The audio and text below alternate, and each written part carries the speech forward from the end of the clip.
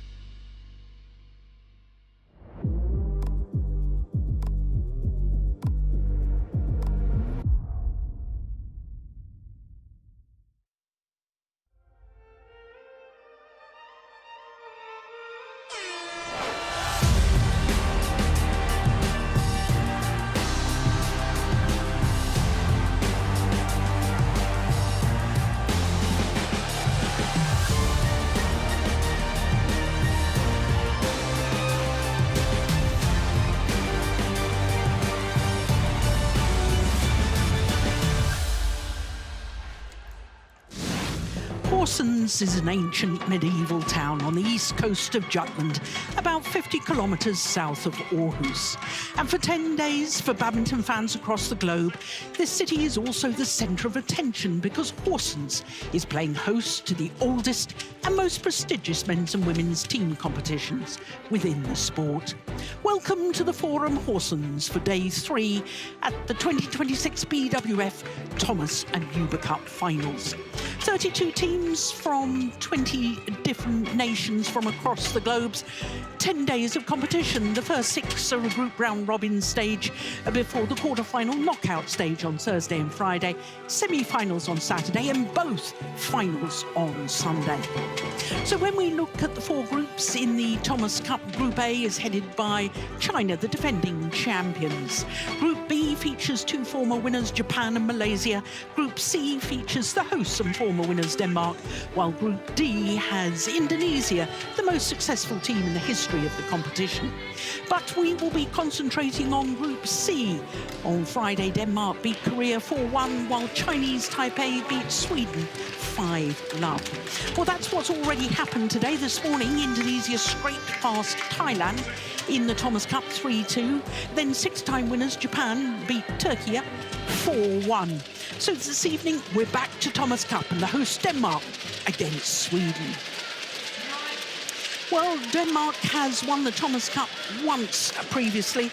That was in Kunshan 10 years ago. Their singles squad is led by 4-time World Championship medalist Anders Antonsen, and they have former world number 1s in the men's doubles, Astrup and Rasmussen. As far as Sweden is concerned, well, they make a very welcome return to the Thomas Cup after a 24-year absence. It's a young squad with an average age of just 22 and quite extraordinarily, an average height of 188. That's 6'2", an average height. I don't know what they feed them in Sweden, but it obviously makes them grow a lot. Well, as far as the order of play is concerned, it is the standard order of play with the first men's singles and the first men's doubles, first men's singles, second men's doubles and third men's singles.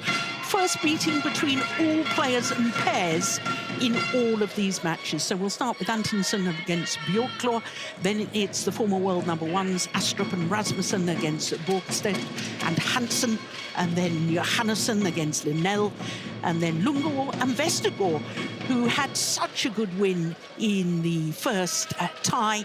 They're up against Axelsson and Karlborg, and then we finish with Holm against Makboul. So that's our lineup for this evening's tie. At the group stage, of course, all 5 matches within the tie are contested. When we get to the knockout stage, that changes, and once the tie has been decided by the first team to win 3 matches within the tie, any remaining matches are then not contested. Well, here comes the man I was talking about, 4-time World Championship medalist, Anders Antonsen. Current world number 3, but he has been as high as 2.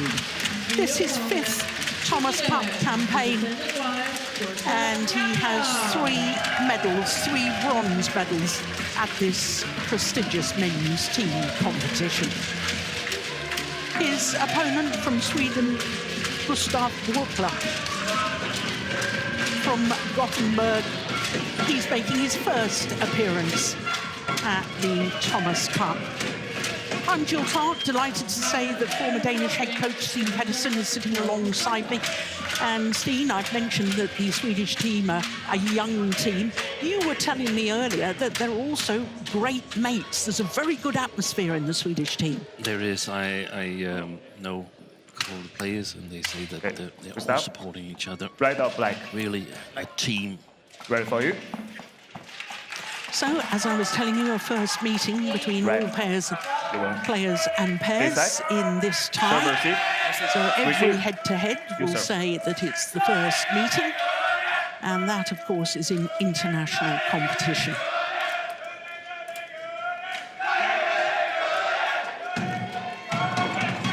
So Anders Antonsen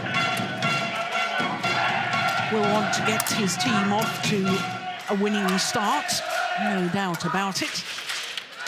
28 years of age, from Aarhus, which is where we had the Thomas Cup of 2020, which was actually postponed to 2021 because of the global pandemic. Has been as high as a total of 47 weeks across 6 different spells, and he's just 1 place down from that career high. Recently won a silver medal at the European Championships, but he has been a European champion twice previously. He needed 3 games in Denmark's match against Korea to beat Yute Bin, coming through 21-15 in the deciding game in 1 hour and 15 minutes. So to the tall Swede Gustav Bjorkler. He turned 24 last month, and his world ranking is currently 128. So he has been inside the top 100, as you can see. Internationally, he has been in 4 finals, winning 1 title. That was the 2024 Bulgarian Futures Series event.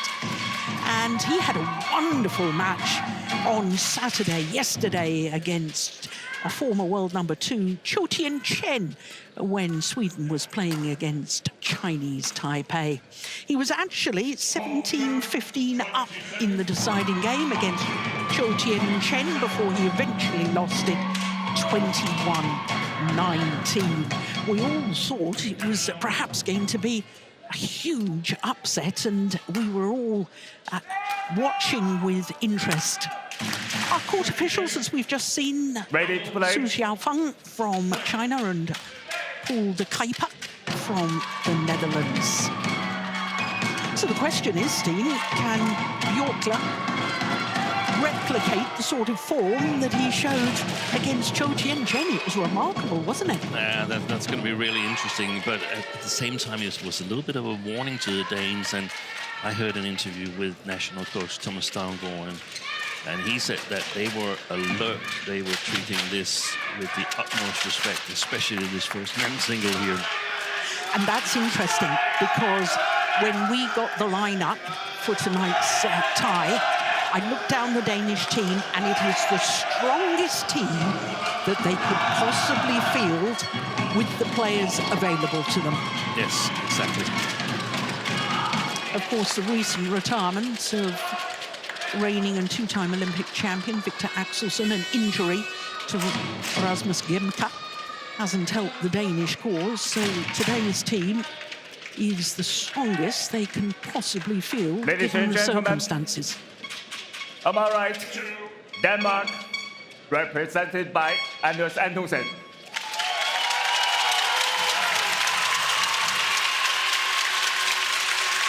And on my left, Sweden, represented by Gustav Bjorkler.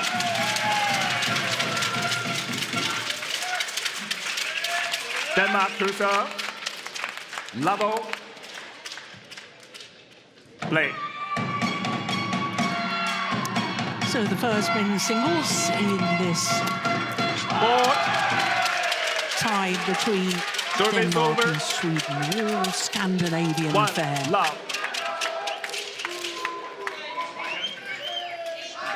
As I was telling you, this is Group C, and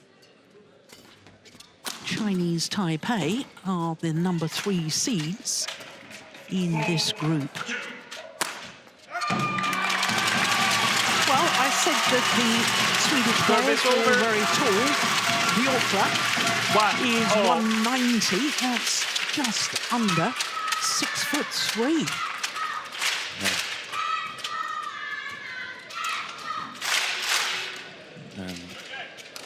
Making good use of his height.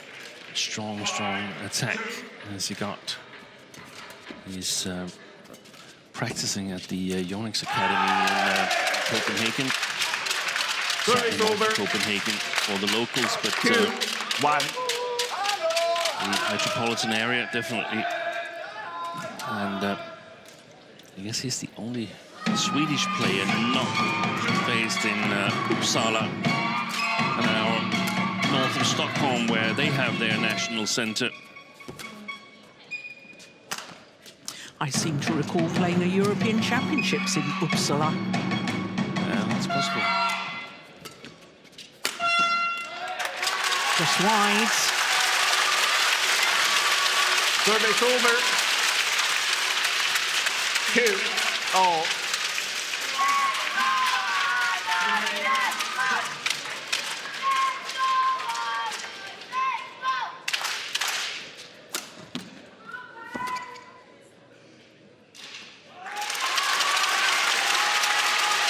Can take a little bit of time for Bjorkler to settle in here, because I feel that perhaps his own expectations have gone up a little bit after the fine match against Johannesen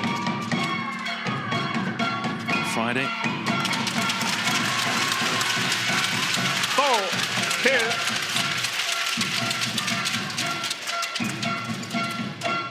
It's pretty much at least 3 of the 4 points Antonsen has scored is actually scored by Bjorkler in terms of errors.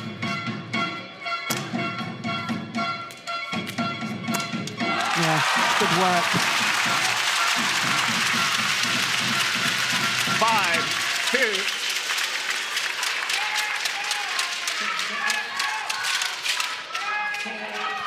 Yeah, just a little bit of reverse slice on that.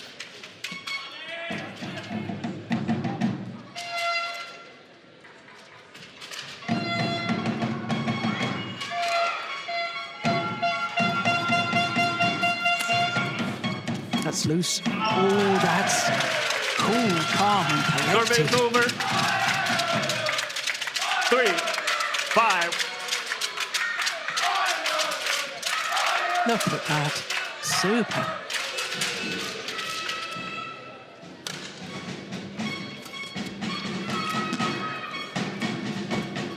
Oh, very loose. Service over. 6-3. Yeah, we're a little bit later start than we had anticipated today. And some of the young fans, it's lovely to see the young fans here, but they've probably got school tomorrow. They probably won't be able to stay until the end, which is very disappointing. Yeah, 1 hour later start than scheduled, and I heard Thomas Stavngård say that both he and Wittinghus, they took a little bit of a nap in the afternoon when they realized that it was going to run late here. And around 6 o'clock, they sent the fifth match, third men's single, Ditlev Holm, home to the hotel to get a little bit of a nap at 6 o'clock to prepare to play late this evening. Interesting. So adjustments have been necessary to both teams' schedule, I suppose. Yeah, there's also adjustments to eating. And exactly. Service over. 7-4. Quick towel.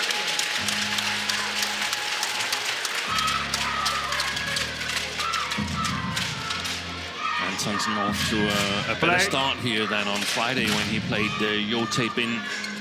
Could really find the back line in that match in the first game. So it wasn't smooth sailing at all. It was a bit of a fight.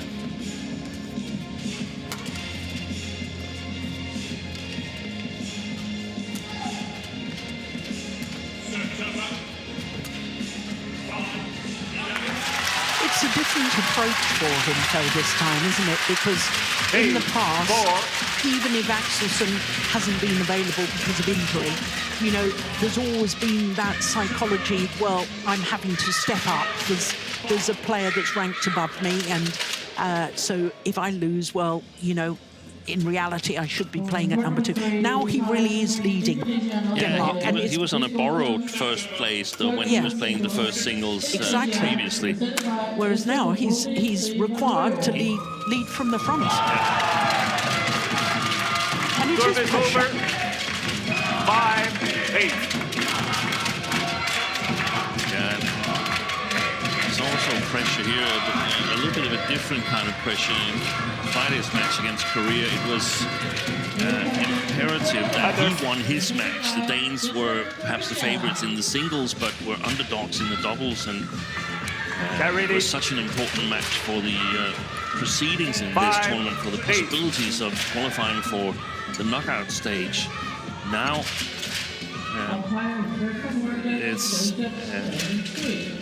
huge home field advantage for the Danes. They're heavy favorites to win the team tie, but they also want to win it as big as possible. That's in these group stages. Then the individual results of the team tie can be super important in the end. So the first challenge of this match, it's Antonsen that's challenging. There, Correction, out.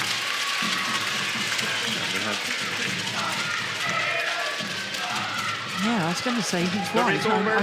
I was thrown for a minute there, Steen. Yeah, me too. Because he handed the shuttle back. I thought, what's going on? Night point.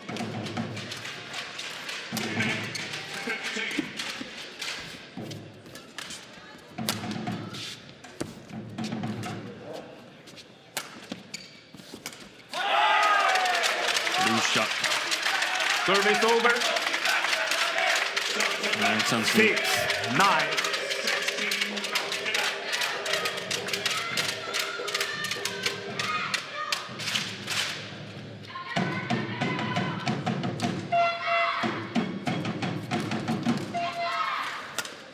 That's much better.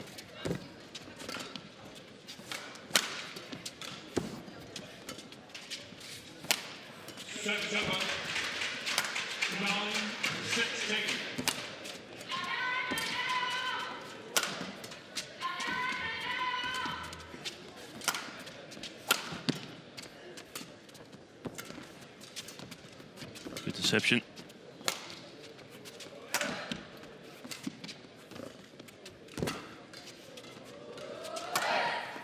Oh, that's a wonderful, wonderful angle. Service over. 10-6.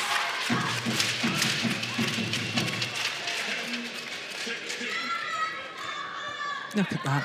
Sliced it a little bit. Yeah, it's barely a half smash. Exactly. All about angle and placement. Super shot.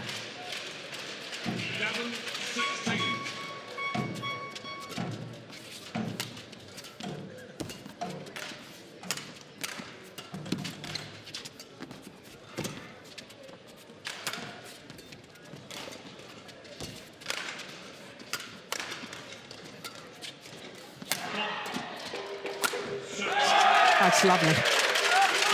Service over. That's going to be one of the key things, in my opinion, for Gustav Bjorkler coming forward here, finding ways to set up his attack so it becomes a little bit more dangerous than it has so far.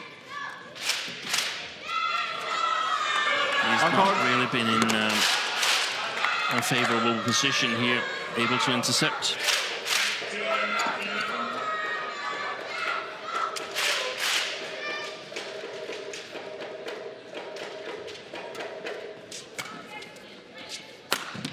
Oh, that's another wonderful smash. Antonsen, I thought, was caught off balance a little with the flick serve. Yeah, super placement.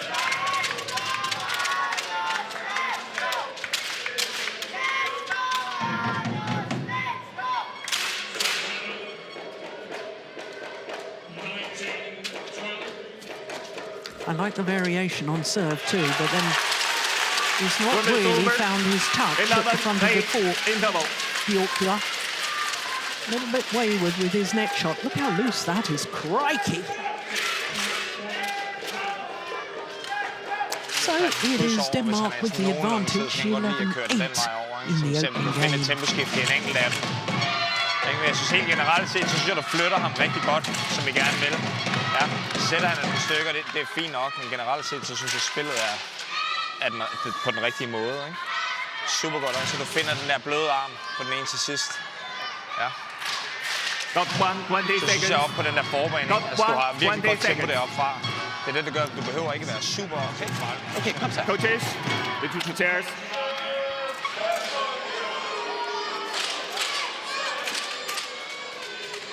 Return settle.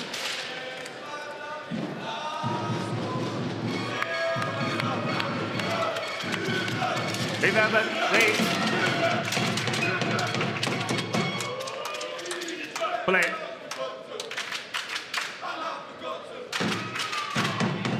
So 11-8 as play resumes. Another loose one at the net. 12-8.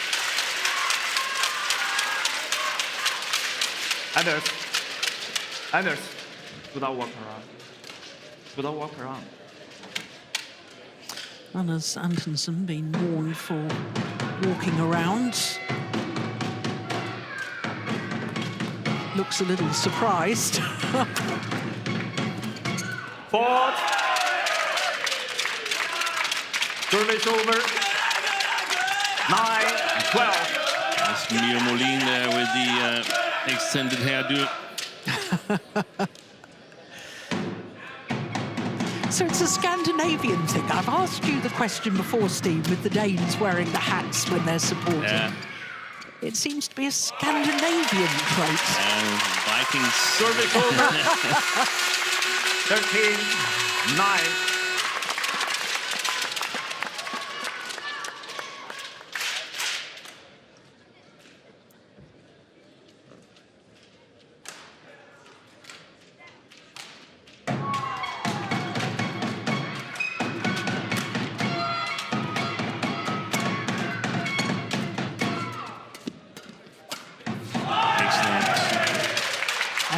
Service over.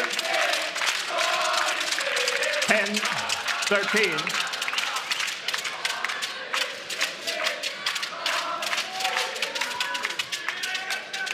I wonder if it would have gone long had Antonsen been able to sway his body out of the way.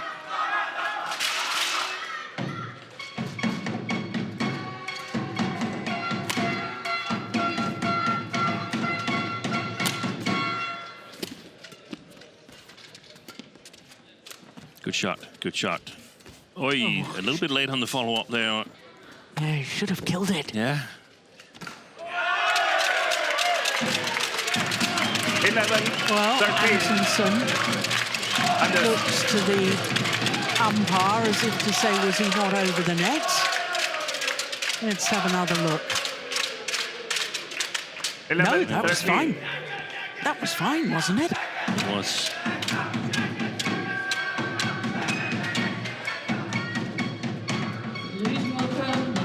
Oh, that's a lovely return. I thought it looked like a backhand return. If this guy's backhand return, can that be true? 14-11. Yeah, fantastic.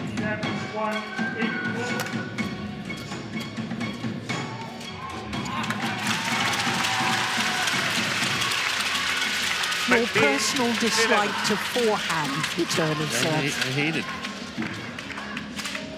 I'm very much against it at most times. There are some situations where it's okay. Ooh, indecision. Yeah, did well to get himself out of trouble there. Service over. Bjorkler. Very, very 12, steep attack. 15. He's in position. Make use of his 190 centimeters. Picture of the Swedish coaches here. Some might have recognized the guy to the left. That is former German international Oliver Pongratz, who has recently taken over the job as Swedish 13, national 15. coach and sport director. On the right was Anton Lundin, who, from what I'm told, has a big part in sort of kitting this team together. sort of On the team building that you were talking. On the team building You were thing, talking yeah. about that earlier. Sort of rebuilding Swedish badminton. The opponent, Canada, from Zimbabwe, Service over. 16, 13.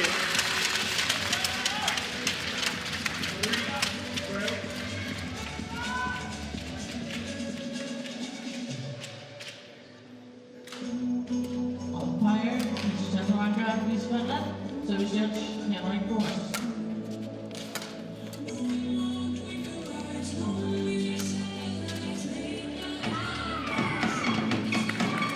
Oh, well taken. Closed down the net. Bjorkler 14, did it extremely 16. well. If I were Vittinghus, I wouldn't be sitting entirely calm on my coaching chair. I think Bjorkler is a little bit too close for comfort here in the first game. Flick drive serve. Anders, Well, Antonsen giving the service judge a long, 15. hard look. 16.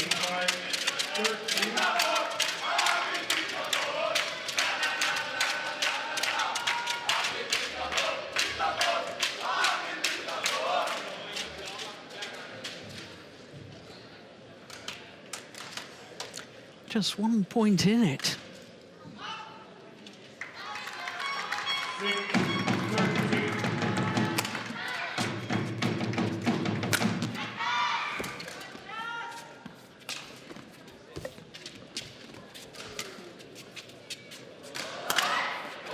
Yeah. The high lift was Service over. a little too short, and it really invited the 17. attacking play from Antonsen. 20. Look where Antonsen's feet are. Yeah, he's inside the doubles service line there when he played that smash. I don't know if you noticed the elevated clapping position, applause position from national coach Thomas Stavngård. I believe that means that he was extremely satisfied with that rally and feels that that's the way Antonsen should continue. Service over. 16, 17. The match we saw on Friday against Jotepin. I'm convinced that a lot of the rallies Antonsen played at a too low pace.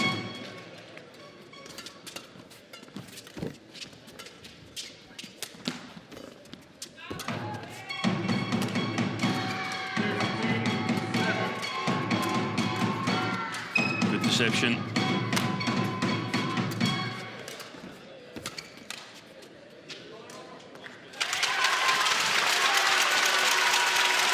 Service over.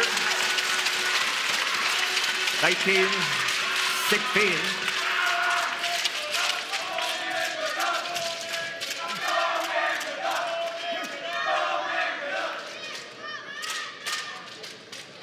Ready to play. Third cup, a 3-15. He's pushed it wide. 19, 16. Well, that was an important couple of points for Antonsen.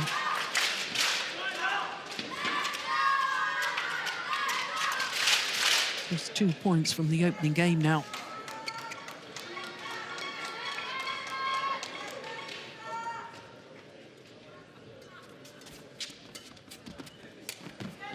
Good deception. Oi, super. Yeah, well played. A little bit hesitant to follow up on the last one there, but got the job 17. done. Bjorkler. 19.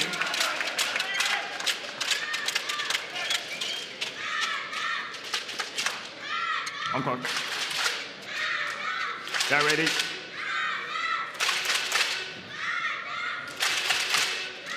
Play. Antonsen still looks a little nervous to me.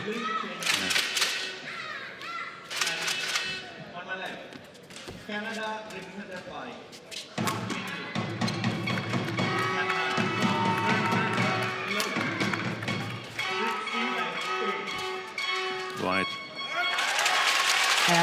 that error from Bjorkler. Service over. It gives Antonsen 20. game Game point point. opportunities. 17. 3 of them to be precise.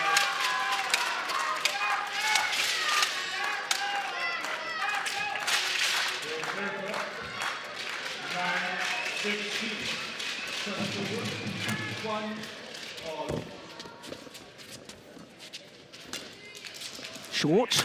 Yep, well played. Service over. 18, 20.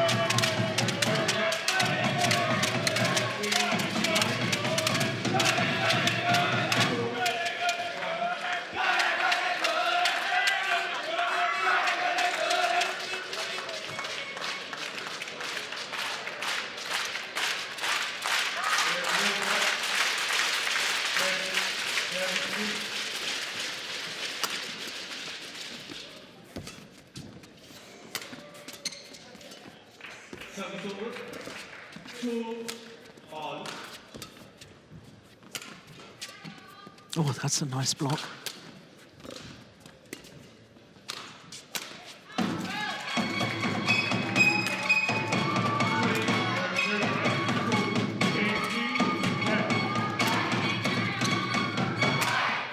Yeah, on his second game point opportunity.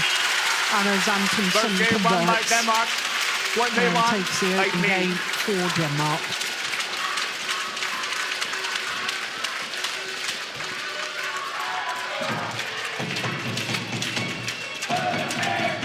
Well, he was made to fight hard for that. Better since 11. Yeah, okay. 21, We were a bit 18 more in aggressive 22 without minutes. taking too much risk, still in control. That's good, okay? Don't use the cross one too much. Yeah, I mean that the cross counter. Sometimes you can do just the straight one again. Yeah, when he's coming from his overhead side. Yeah, not always the cross one. Yeah, okay, you can do the straight block or sometimes the straight counter. Yeah, okay? If we have the chance, keep the very Mere hvis du kommer til at tage farten for meget ud, så kan han godt være lidt højt på dem. Men lige når du ligger og kører dem med så fin fart, at han har svært ved rigtig at kreere noget på dem. Ikke? Ja.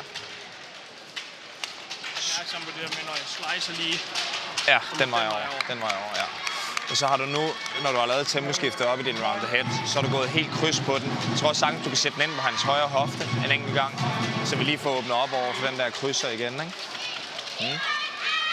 Ja. Så jeg synes, det gør en forskel her i slutningen af sættet, hvor der føler du igen, altså træder lidt mere ind i forvejen, bliver lidt mere aggressiv på den i forhold til, hvor hurtigt vi flytter ham deroppe. Ja. just keep the middle.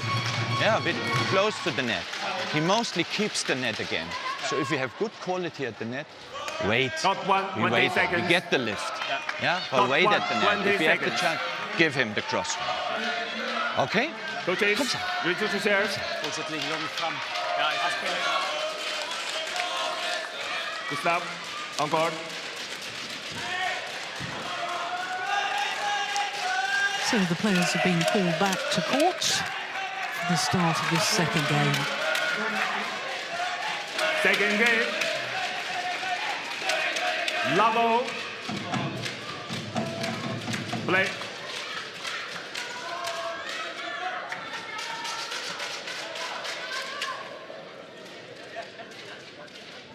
So one game to the good, Antonsen for Denmark.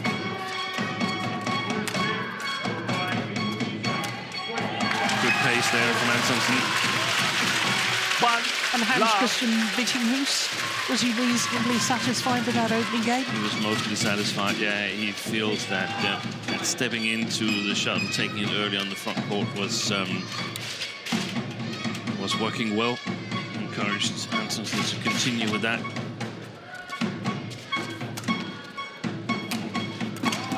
Nice angle.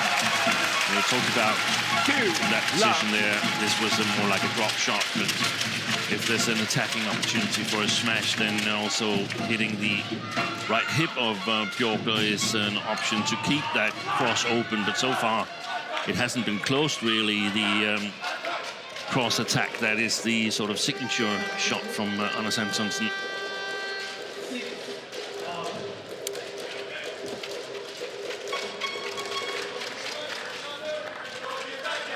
I normally think Antonsen is a player when I watch him. I think he's oozing confidence, and I didn't see that on Friday against Korea. No. I didn't see it in the opening game here, and I'm just wondering whether his loss in the European Championship final to Christo Popov in Huelva, what was it, a couple of weeks ago, a little over, and I wonder whether that somehow dented the belief, because he was the assumed successor to Victor Axelsson. Yeah.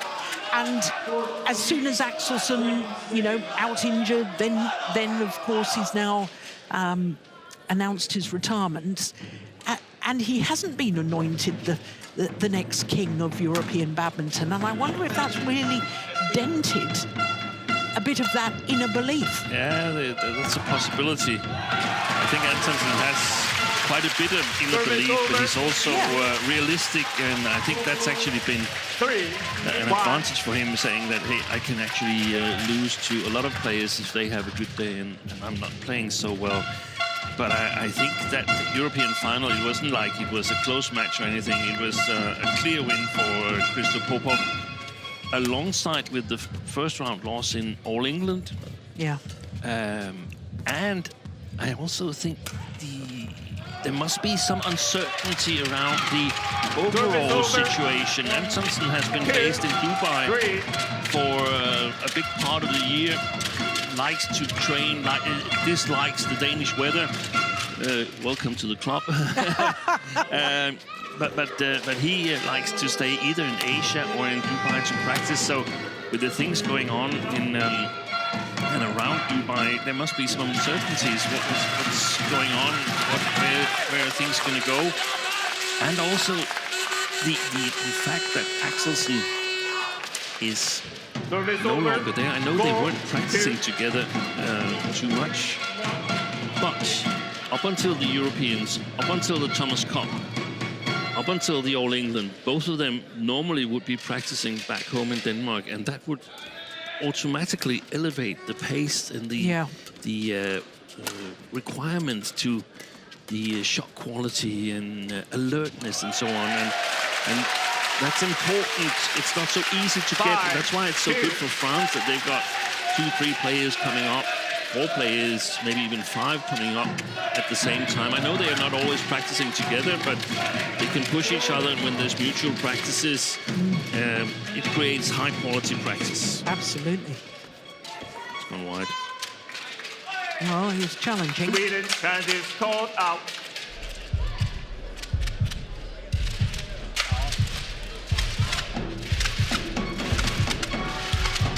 Interesting, Oliver Pongratz speaking English in the coaching, because his wife is Swedish, so I suspect that he speaks a little bit of Swedish, but perhaps not enough to be confident in the coaching situation. Most Swedish people, though, are very good at English. Yes. And it's like you Danes. I mean, you ask somebody in the supermarket for help and they all speak English to you. It's wonderful. That's when you have a language that's only spoken by 5 million other people in the world. You have to do something. 3-5, play. Well, that was a great challenge by It was nice. I thought that would have gone wide.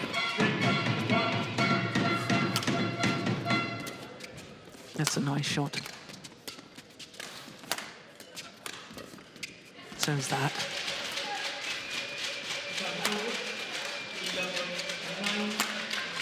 Yeah, nice play.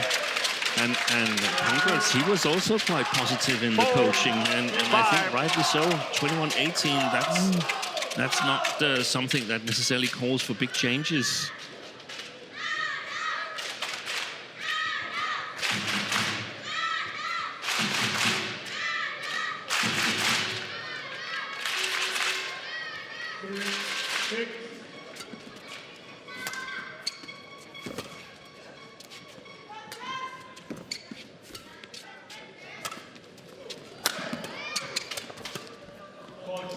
Oh, he was off balance there.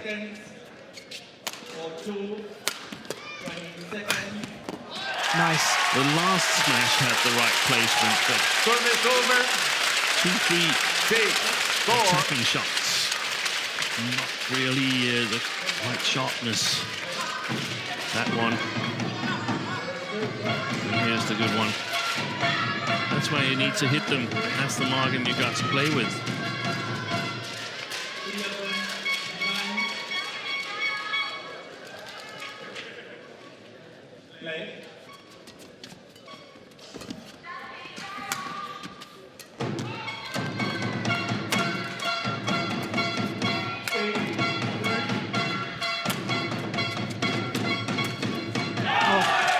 Yeah, he was alert to that push down his forehand side. 5-6. Steen, I need to ask you about the drift, because on the first day, there was, I thought, a significant drift, with the shuttle flying faster towards where Antonsen is playing from at the moment. Either they've changed the speed of shuttle, or they've sorted out where the drift and where the draft was coming from. Yeah. It's not nearly so pronounced. No, the players say the shuttles have been relatively quick, which makes them hard to control, and obviously this is the second match, so they've adapted a little bit, and perhaps that's the case, but perhaps they've gone down a speed. It's been a little bit colder outside than the first day on Friday. It was a very nice spring day here in Denmark. Now it's been a little bit colder. That affects the shuttle speed. Service over. 6. Well, I think it was the first night when we left the arena at midnight or something, and my chauffeur, his car window was a little bit frosted up, wasn't it? Yeah, exactly. Service over. 8-6.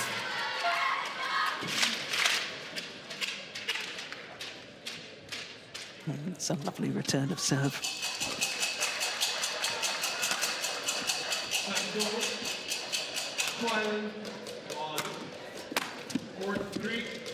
Nice. 20 seconds. Thank you. Coaches.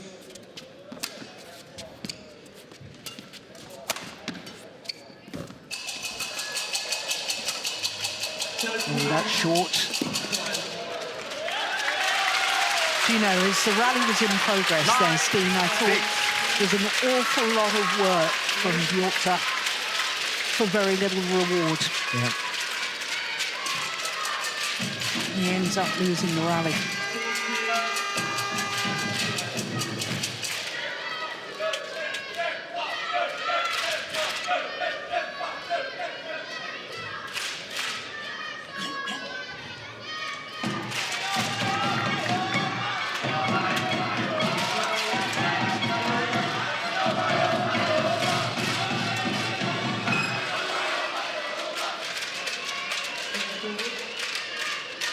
It's up.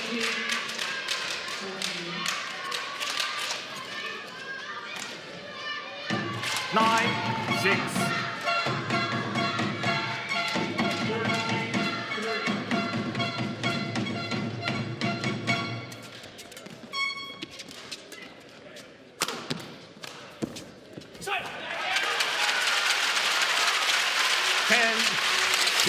Good move by Antonsen after he defended that smash there. Was really alert to the front court, and I think that put mental pressure on Bjorkler.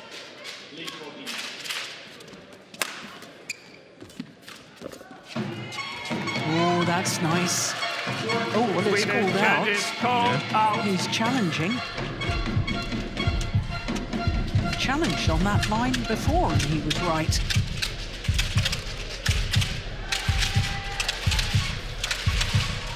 It is wrong. Of course, we're at the mid-game interval.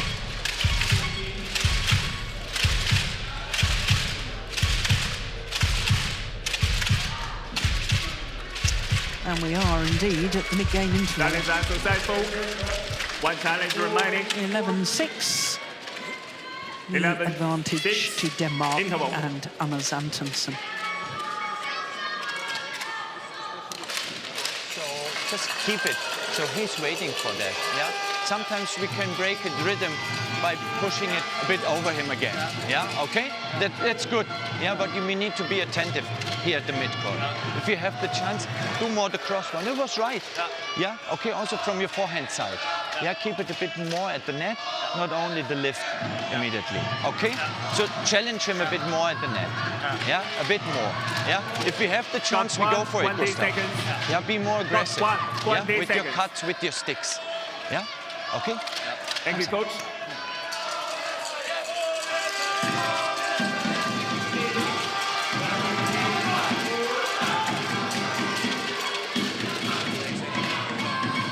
Level 6.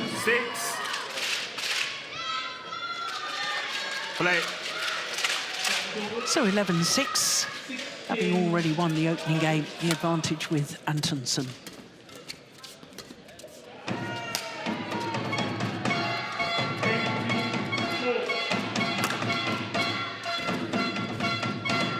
Boy, good play.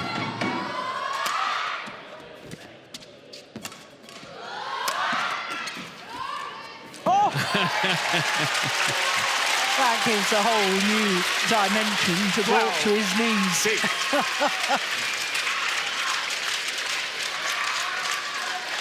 What is it they say in this Disney movie there with Bambi?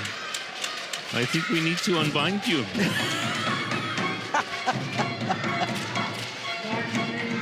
There's a little bit of that here.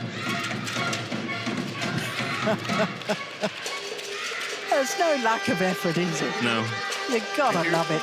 And I tell you what, you know, for somebody like Bjorkler, to get the opportunity to play against the likes of Antonsen and Cho Tien-Chen and all the other players he's going to play against is such a wonderful experience for him, because his ranking isn't high enough to get into the World Tour events. No.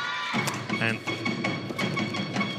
there's some events where there's not even qualifying, and qualifying is with very few players, so it's very, very difficult to make that transition from somewhere between 40 and 100. Yeah.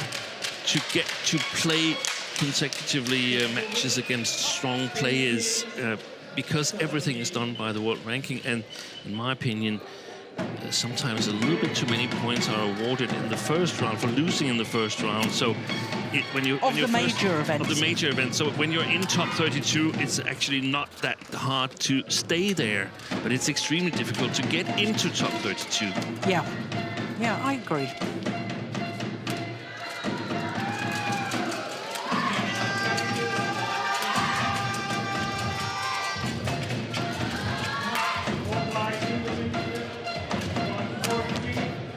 Looks solid from Antonsen.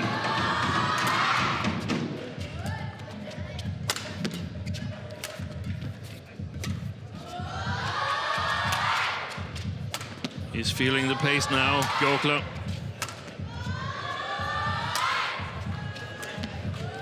Yeah, that was a tired-looking shot. Got to be the longest rally of the match so far. But just picking up on that point, Steve, for a player like Bjorkler, you know, even if he doesn't win these matches, he was mighty close against Cho Tien-Chen. Yeah. And he's playing well against Antonsen. It's confirmation that he's doing the right things. He's moving in the right direction. Yes, definitely. And it's worth so much in terms of practice and inspiration and motivation to play these 3 team matches. It's landed in, according to the line judge. Yeah, well, if he's wrong on this challenge, then he's got no challenges left.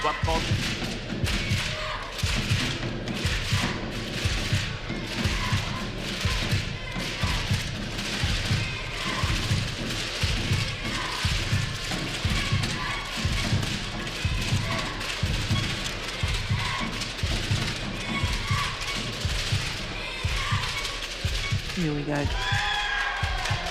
Caught the line. No challenges left for Bjorkler. No challenges remaining. 47. 49 shots that was that previous rally.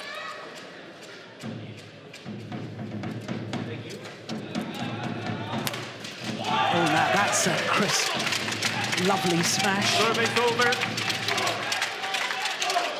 8. And that's the thing that he should build his game of. He moves back here, you can see that. So there was actually room for Antonsen to play back at him at the net. He cannot afford that there is this room, Bjorkler. He's got to be able to close the net down to get the lift. Here he got it for free. That's not going to be the case most of the times. 9-14.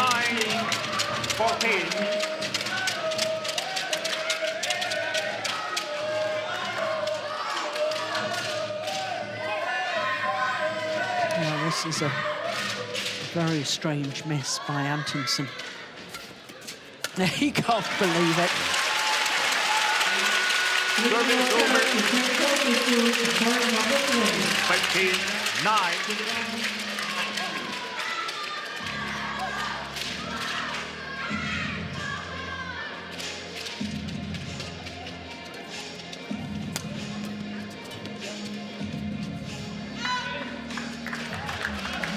He wouldn't be able to challenge anyway. He's used up all his challenges.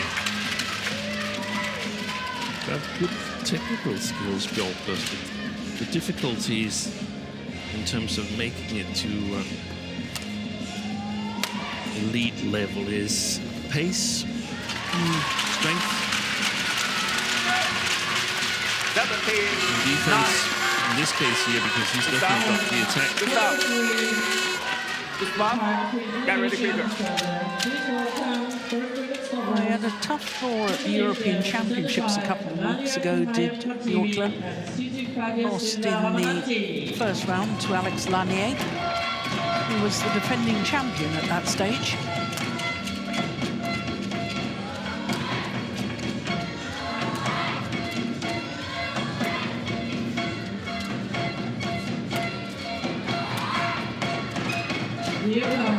Australia. You can almost see in the rallies that around the middle of the rally, Bjorkler runs out of ideas on how to proceed, and Antonsen takes over.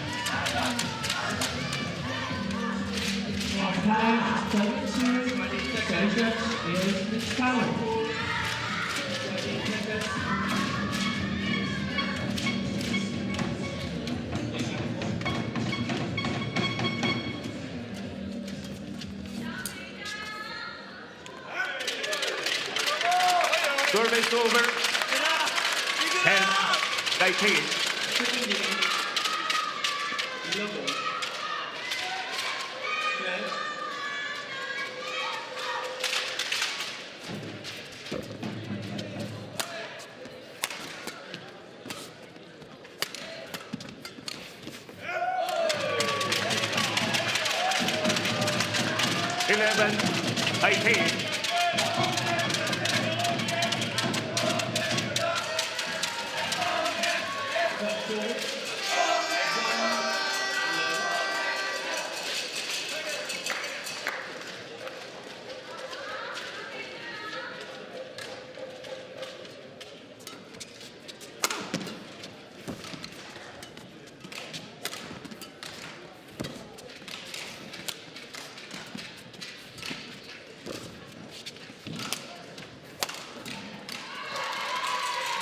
Oh, it was a nice idea.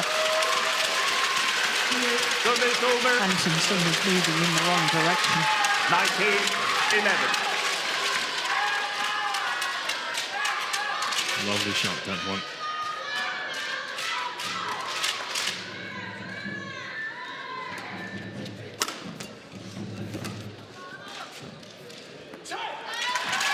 Just wide, and it is match point opportunities for Denmark and Anders Antonsen. 11.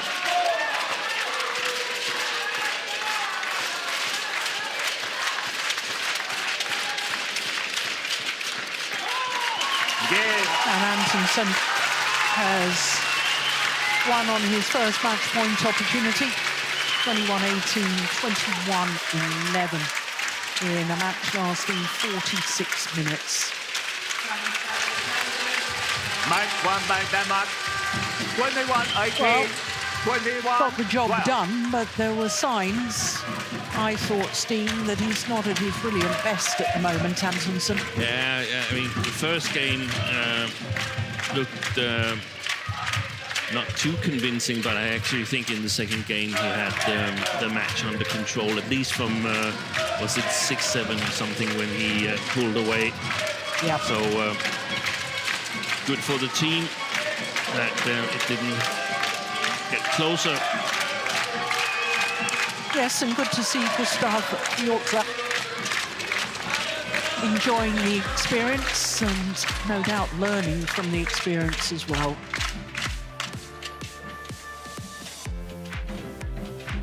So Denmark 1-love up in the tie, and it means that our second match is the first men's doubles. It is the former world #1s Astrup and Rasmussen up against Borgstedt and Hansen for Sweden.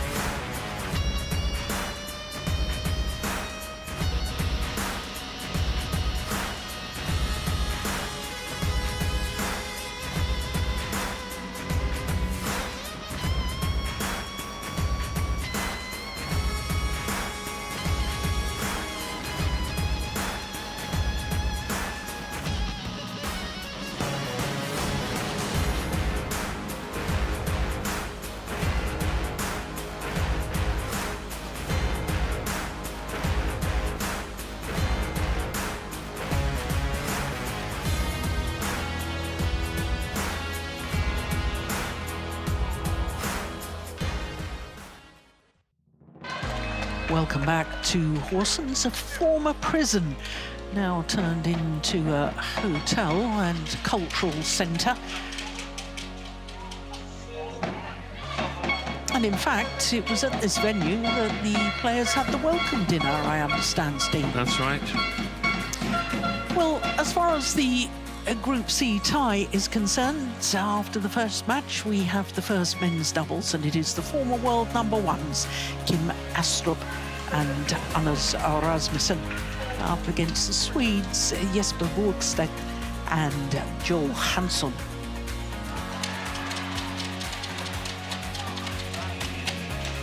And now, first number 1, the tie for Denmark and Sweden.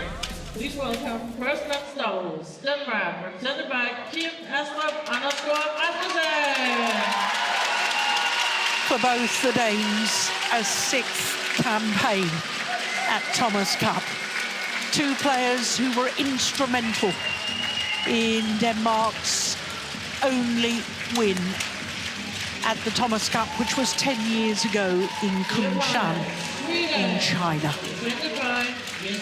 And quite remarkably, Anders Rasmussen initially wasn't even selected for that Thomas Cup campaign, but because of the illness to Carsten Mogensen, he was promoted to be part of the team, and they ended up winning the gold medal.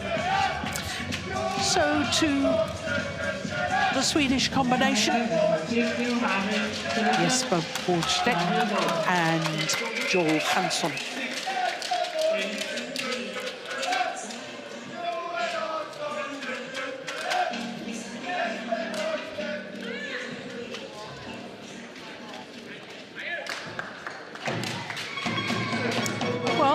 as with all the other matches, this is the first meeting between these two pairs.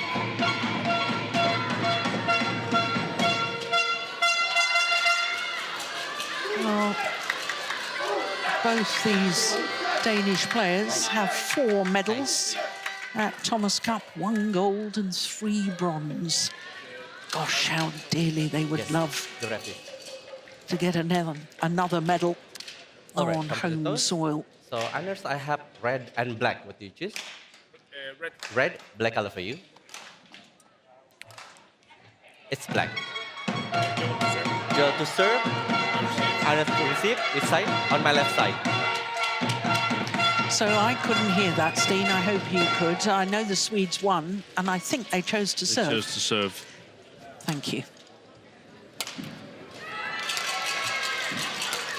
Well, as far as the Danes are concerned, I wouldn't be at all surprised if this is their last Thomas Cup campaign, because Kim Astrup turned 34 last month, and he has a young family, as indeed does his partner, so perhaps this might be his last chance of another medal.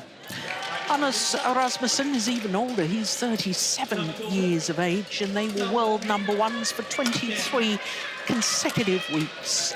2 days after winning the World Tour Finals of 2024, they became world #1s.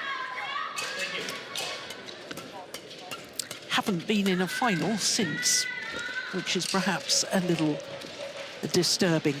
Well, they weren't selected as a pair. Astrup played with Mathias Christiansen against Korea and only lost to Jin Yong and So Seung Jae at 23-21 in the deciding game. They actually had a match point. So the taller of the two is Jesper Borgstedt. He will turn 25 next month. And he and his partner are currently at 189 on the world ranking. That's a couple of places down from their career high.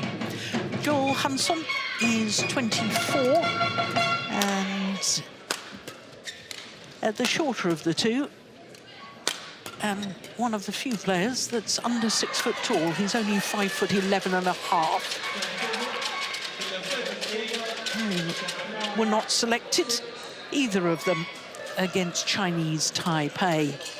Now, Steen, this is an interesting selection, isn't it? Because they are actually the second ranked pair from Sweden as we look at our court officials for this one. And that's Latif Johari from Indonesia, and Daniel Wolf from Austria will be the service judge. Yeah, I think it signals what we discussed earlier on, that this really is a team where everybody is playing a big part of the whole team, and they're emphasizing to get everybody into play here in Copenhagen. They, a little bit surprising, won the bronze at the European Championship for men's team Sweden, and that was a fantastic result. I think it's the identical team that they've brought here to Horsens.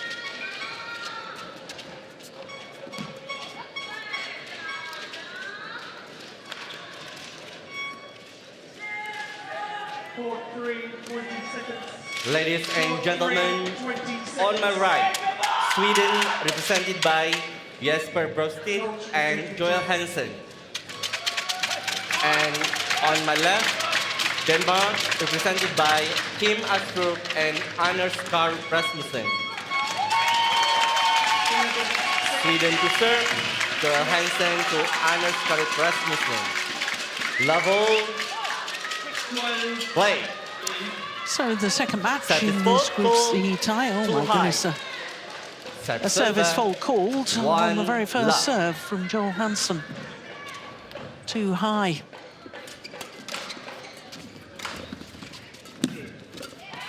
Yes, that bronze medal at the men's team championships, they lost the semi-final to the eventual champions, France. And just close your ears for one moment, Steen, because I'm going to tell everybody that that was the first time ever in the 78-year history of the European Men's Team Championships, which used to be called the Thomas Cup qualifying. First time ever that Denmark had been beaten. Yeah.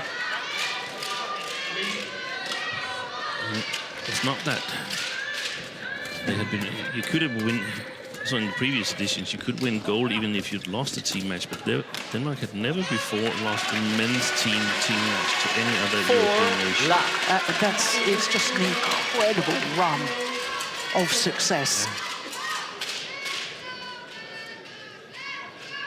It's not the longest run in sporting history. 5 love. No. The America's Cup. New Zealand.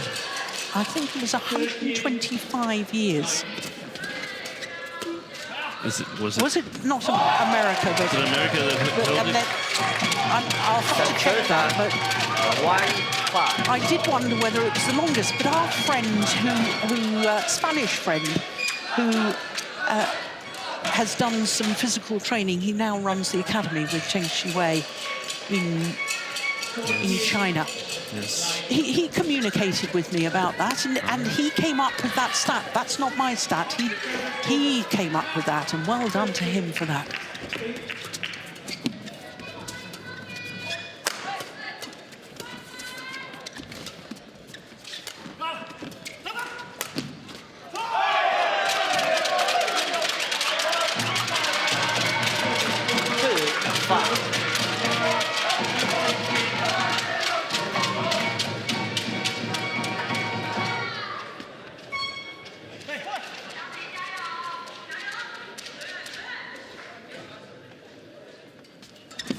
Oh, that's a good return of serve. My goodness me, what perfect placement.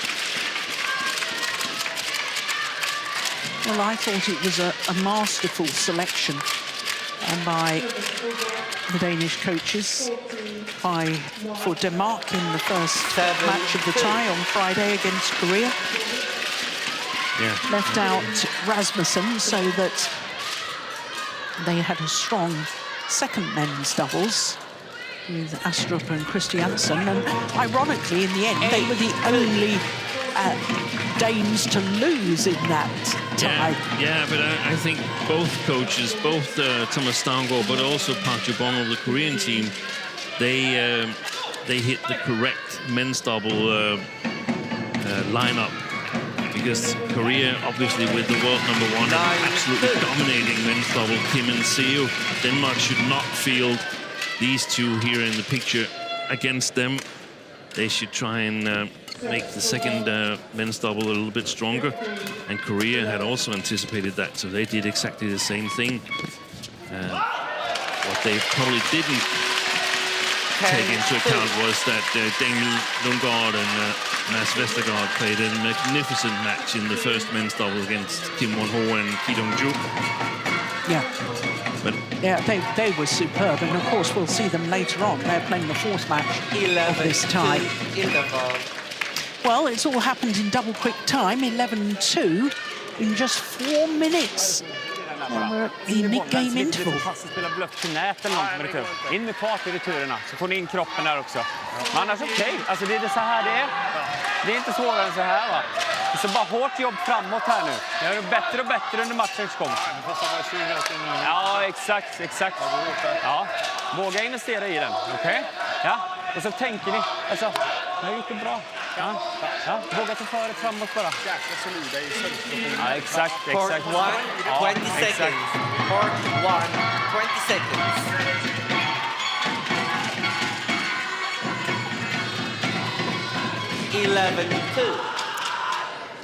Play.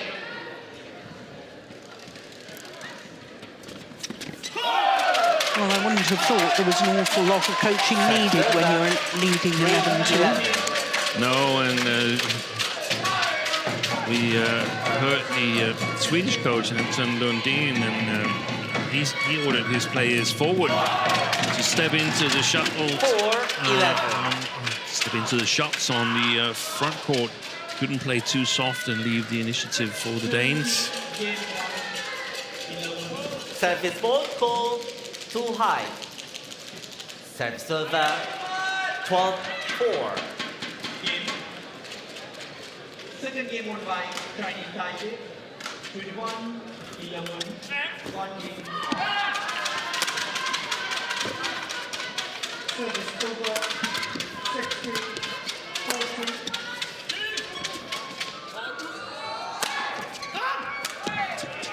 Oh, he's missed it. It's out. Serve server 5-12.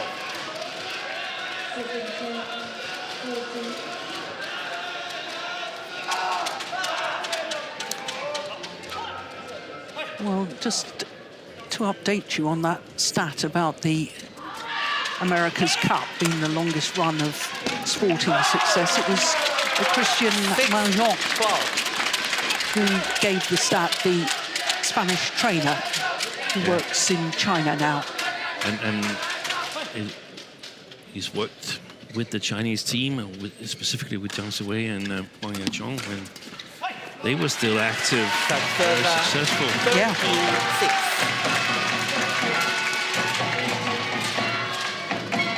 Been inspiring coaches in Europe as well.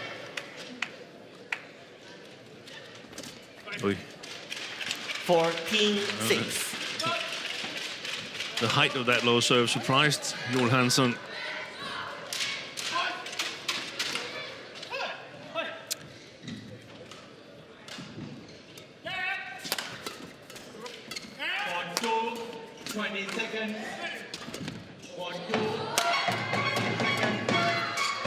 Oh, my goodness.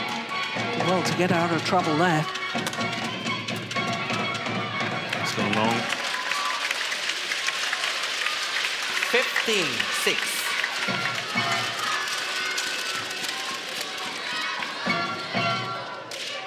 Hansen on his way to a second stint in the Swedish National Center in Uppsala. Oi, what a... That's a shocking serve. Server There's no way around 15. that. He has been training there previously, Johannesen, with Melka Bexell, but he chose to pursue a career in the special air services in Sweden. So Johannesen moved back to Gothenburg and became a club coach. Still played, didn't practice so much, but found that it helped him, and he found joy in playing again. And now he's starting in Uppsala. 16-7. As full-time member of the national team again. Oh, that's fantastic. And so was that final shot from Astrup. Service ball call. Service fault called now on Kim Astrup. Server 8-16.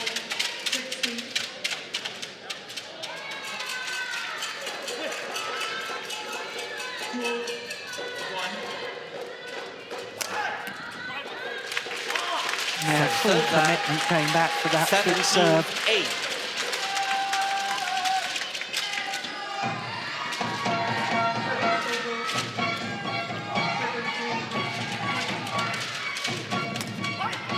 Yeah, good serve. 18. Instead of going down the centre where he made an error, looking out wide. Yeah, I like that. To do the things that you made an error on, just do it a little bit better. Very nice service return by Jesper Borgstedt. Again, a low serve, a little bit inaccurate. Very good tumble serve. 10-18.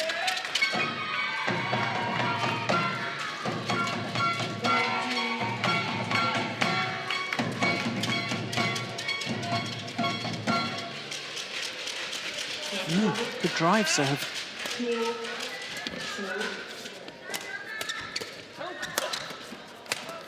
Well, that must have been indecision. In fact, yes, Hansen turning to his coaches, pointing to the line, because to take a backhand like that in men's doubles, or it was just before that. Yeah.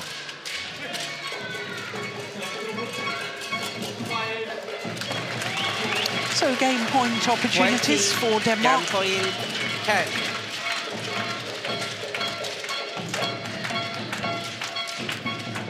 Game. First game won 21-10 by opening Denmark. game in favour of 21-10. Denmark. And Kim Astrup and Anders Rasmussen. Crikey, look at that. Just 10 minutes played, Steve, for that opening game. Ja, det ser fint ut. Det ser ut som vad som helst. Ja, exakt. Någon gång bra där. Om ni inte kommer helt, kom inte in i det, om ni inte kommer helt, bara tryck ut den i någon sida då. Så vi får igång duellerna, så de får börja bak i hörn bollen. Okej? Sen har de den här forehand-kombinationen ganska ofta. Jag har sett det, och gått i mitten några gånger där. Superbra när de kommer här sida. Ofta får gå i mitten här.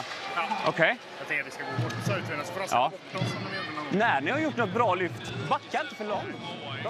Det var dejligt, den der. Der er masser af plads til at holde den ligesom lidt. Du bare lagde den i midten til sidst. I stedet for at gå efter den. Det vigtigste er sådan set bare, at du hele kom tiden ind i tager den. små ryg fremad.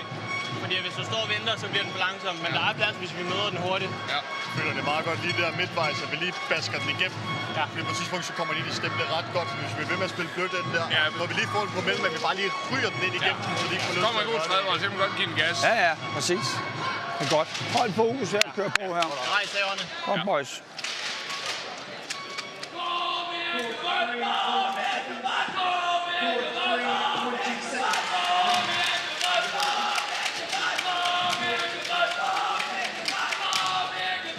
So the players return to court for the start of this second game, and I have to say I find it absolutely fascinating.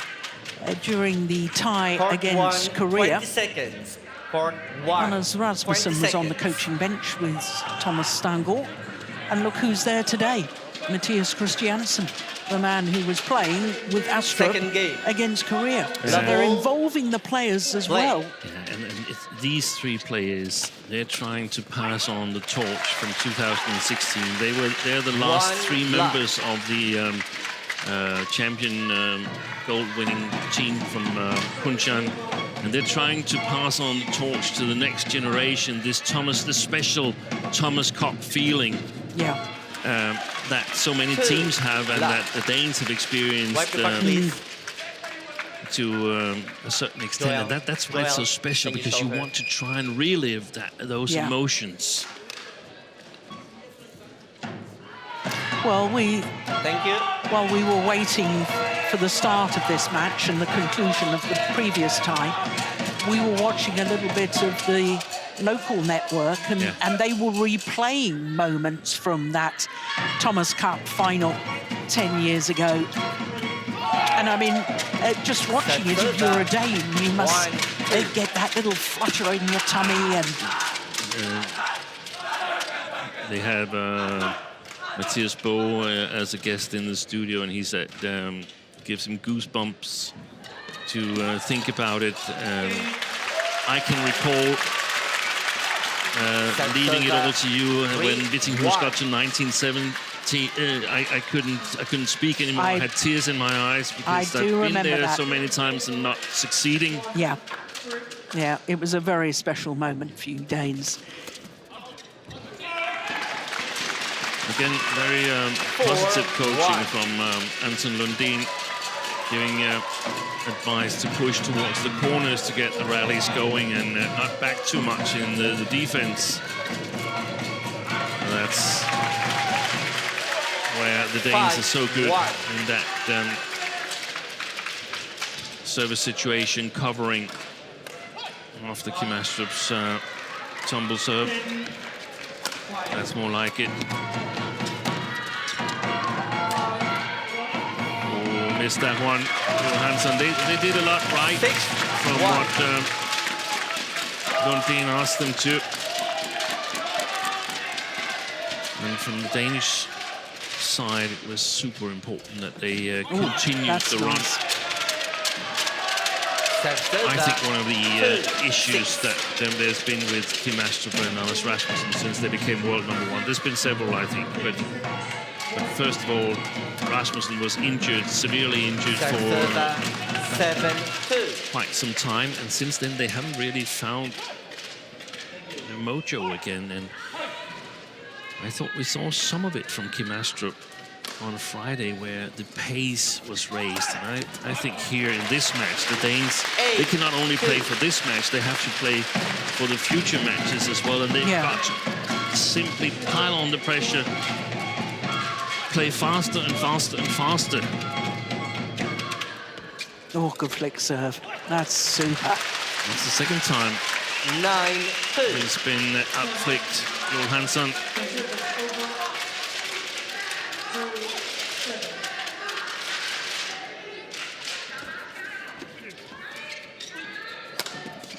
Nice block.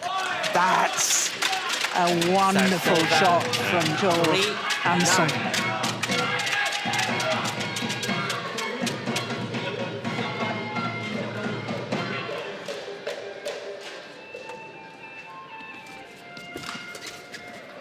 Nice. Serve 10-3.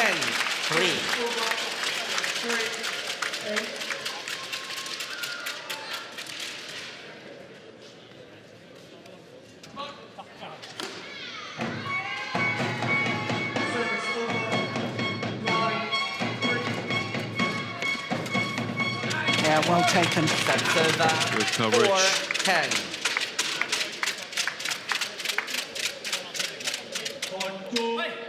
20 seconds. 1-2. 20 seconds. Whoa. Anything one you right can back. do. I love it.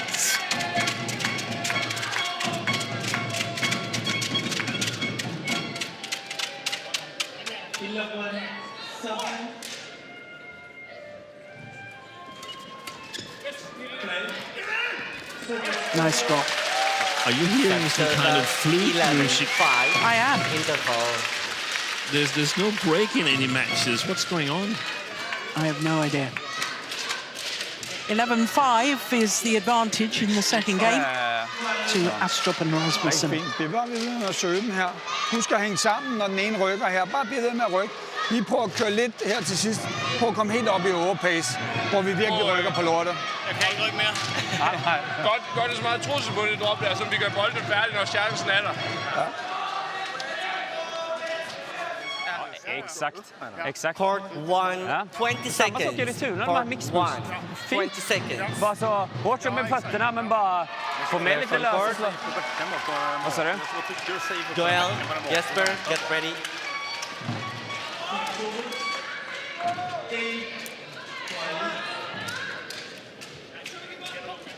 11-5. Play. So 11-5 in the second game. The advantage with Denmark. And the Swedish coaching there, Steen? Yeah, I didn't really get all of it, or any of it. I was trying to process what I heard the Danes say, and that was a really good point that Thomas Staugaard made, because I think we saw the same thing. He said to the Danes here towards the end, he thinks that they can close it in straight games, obviously. Try to get up to sort of like overpace. And that's exactly what we discussed. Yeah. The pace is or has been the problem for the Danes in international play. And they've got to try and play faster and faster. And one of the things is Kim Astrup, when he's at the backboard, he's got to move faster to his round the head side. Rasmussen needs to be more ready with the racket. Look at the one that passed him there. So that's what you can use matches like this for. You can experiment a little bit. You can get back on track. And the Danes, they have been too far down in pace ever since they got to the world #1. Since then, they've only beaten 3 top 10 pairs. That's in how many months? 16 months, 3 top 10 pairs. That's way too little for a pair that's been world #1. Yeah.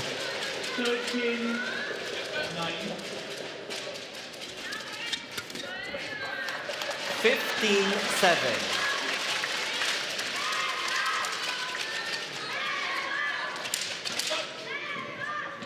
And that also shows that pace is the challenge for the Swedish pair, because oftentimes it's just 1 or 2 fast moves from the Danes that is enough to make the difference. Yeah, I mean, how many long rallies have we seen? I wonder what the longest rally is. Yeah, Do you think it's as much as 20 shots? Yeah, I think there might have been one.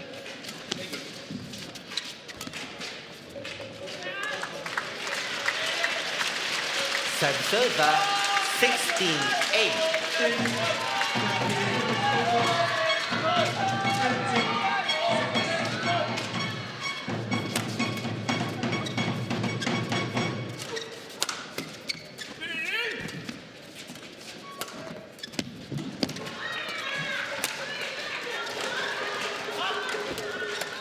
Oh, good interception.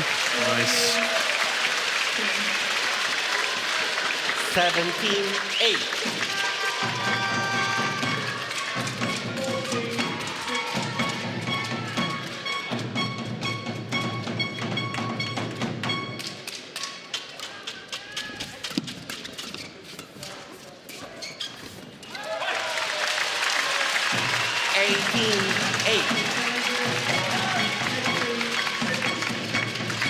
Well, they really have been totally dominant in this match. Astrup and Rasmussen.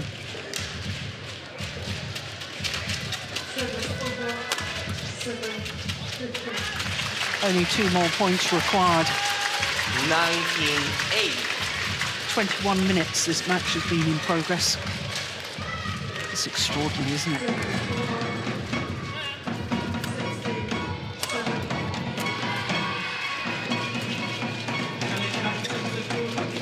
Yeah, Well taken. well played.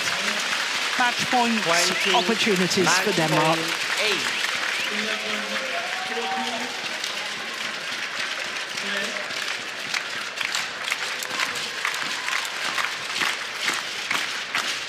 Oi. That's landed in. Nice. 21-10, 21-8 in 22 minutes. Absolutely extraordinary. Yes, sir. Well, that's 19 minutes of playing time when you take out the intervals. Yeah. It was 2 hungry Danes. Yeah.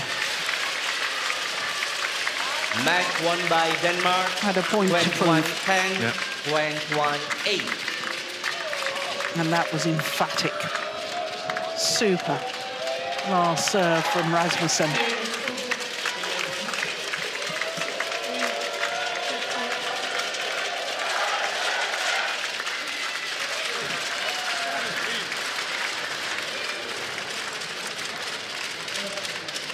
Job well done. Confirmation of that scoreline. Well, it's been rounded up to 23 minutes.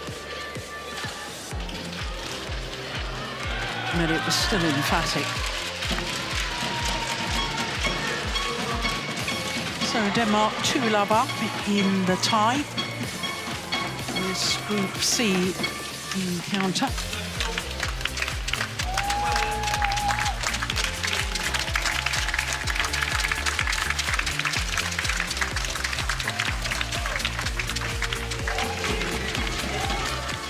So it means that our next match, we will return to singles.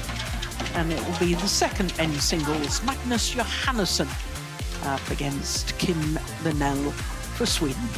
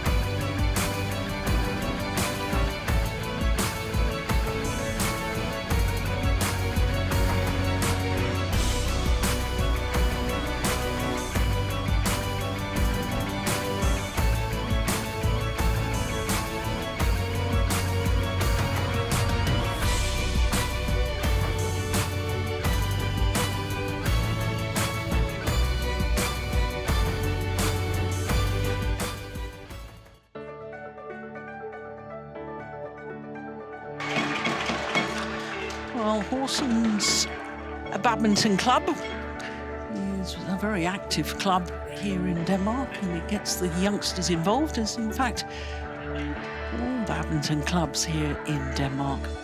It's a wonderful club system actually throughout the whole of Denmark. It seems to perpetually bring on young players. Well, Denmark lead 2-love in the overall tie against Sweden. Next up is the second men's singles, and Magnus Johannesen up against Kim Linell for Sweden. And now, for number 1, tie between Denmark and Sweden. Please welcome men's single to Denmark, represented by Magnus Johannesen. Magnus Johannesen, in his second Thomas Cup campaign. He was in Chengdu 2 years ago. He was part of the team, but he didn't actually play a match. So on Friday, when he played the second men's singles against Hyun, another left-hander, that in essence was his Thomas Cup debut as far as playing was concerned. And he was saying afterwards what an honour and what an emotional experience it was. Kim Linell, 21-year-old, representing Sweden.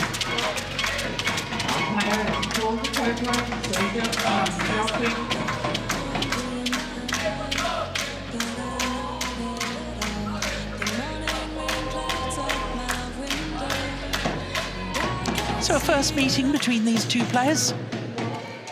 Okay, I have black or red, you choose. You have to choose color. Red, so black is for you. Red, receive. That side, have a good match. So the Swede, unsure of what he had to do with the coin. What was he saying? He was psychic. He could anticipate that he was going to win the coin toss and choose to receive. He said that even before the coin toss had been made. Perhaps a little bit of nerves. Yeah, maybe. Magnus Johannesen, he's 24 years of age, from Aalborg in North Jutland. 41 on the world ranking at the moment, has been 10 places higher, in fact a total of 10 weeks. And he was quarter-finalist recently at the Orléans Masters, a World Tour Super 300 event. Needed 3 games, as I was telling you, to beat Choi Ji-hyun of Korea on Friday. There's confirmation of it, an hour and 13 minutes.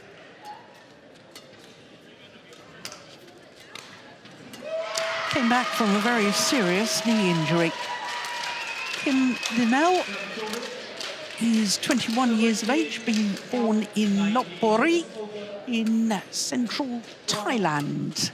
A tall man, 186, and that's just over 6'1". He's actually the 3rd Swedish player on the world ranking list at the moment, and as you can see, he's way down. That's 377. But he doesn't have his full tournament. 8 tournaments he's played towards his world ranking. You don't get a realistic world ranking until you have played 10. Well, he played second men's singles against Chinese Taipei yesterday. Lost to Chiyu Jen in 2 straight games, as you can see, in 34 minutes. His first Thomas Cup campaign, as we look at our umpire, Paul de Kuiper from the Netherlands, and Su Xiaofeng from China will be the service judge.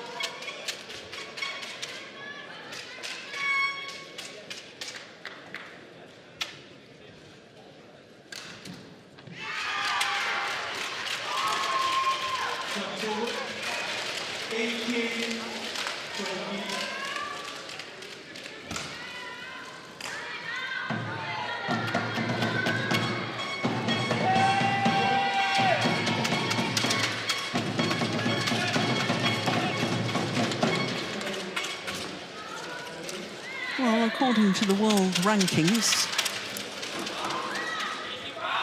Magnus Johannesen is the overwhelming favourite for this. I have to admit, Steve, I've never seen Kim Linell on my right, play before. Denmark, represented by Magnus Johannesen. There was very little video of him, contemporary video. There was some from Sweden, his younger days. represented by Kim Linell. It's Denmark to serve. a little bit similar style to what we're going to see from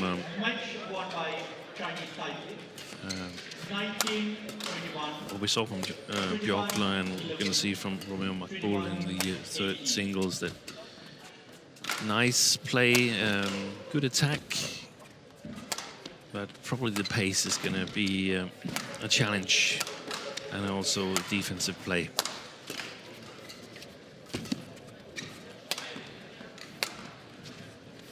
Good start. Oh, that's perfect placement. Time is over. What a super clear. One love.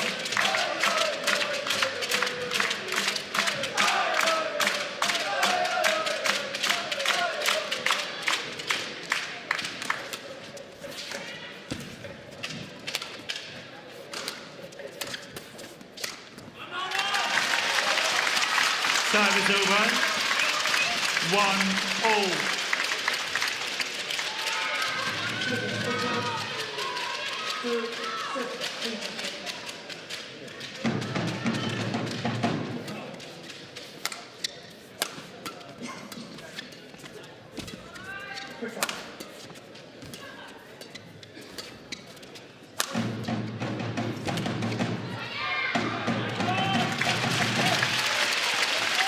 That movement to the front court there is something that goes into the coach's book.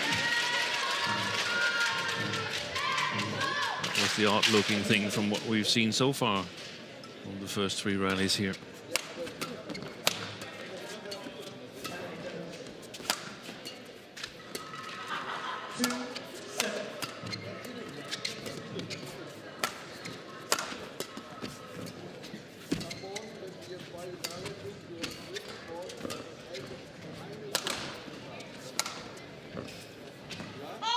Just long.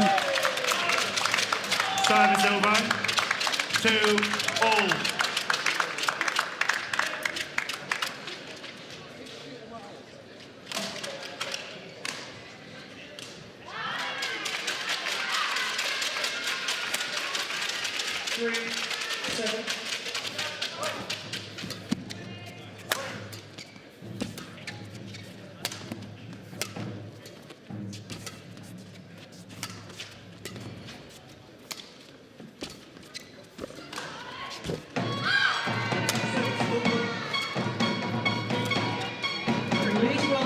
Oh, that's a pity. That is a pity. He'd set himself up so well. He'd done everything right until that last shot. That's a great shot, this one. That's a lovely backhand, isn't it? Hansen a little bit late.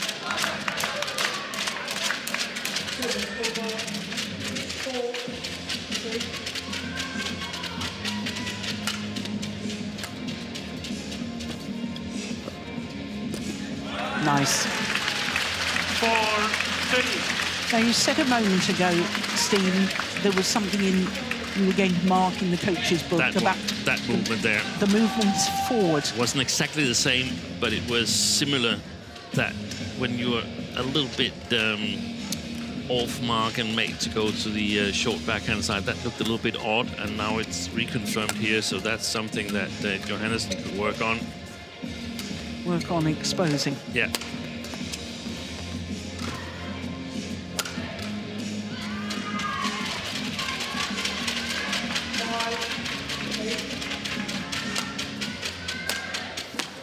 Well back.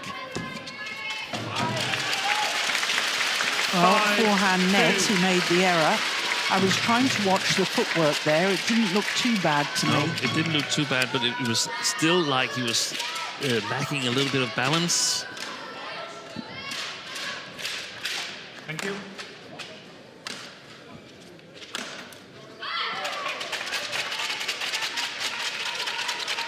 So it's not like it's every time it happens or anything. It's not like it's too obvious, but small signs. Chinese Taipei, represented by Hu Yanji and Song Yu-Xuan.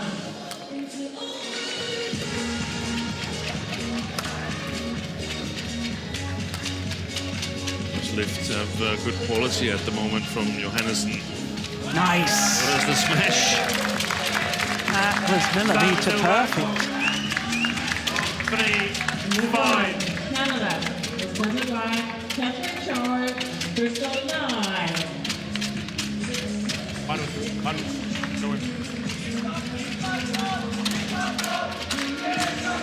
Okay, thank you.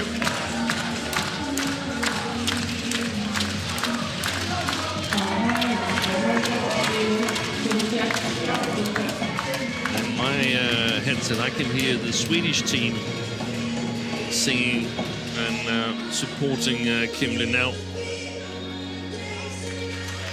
Service over.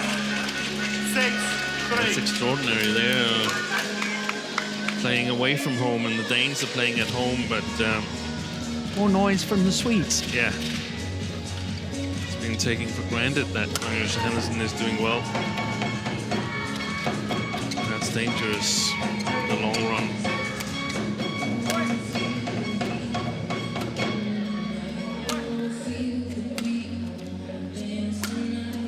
Oh, that's a lovely block. That was delicious. Take a look at this. Oh, that's just wonderful. Stopped short of the first service line, that defense. That was a beautiful shot. We talked about he had good touch on Friday. Magnus Johannesen. 8-3.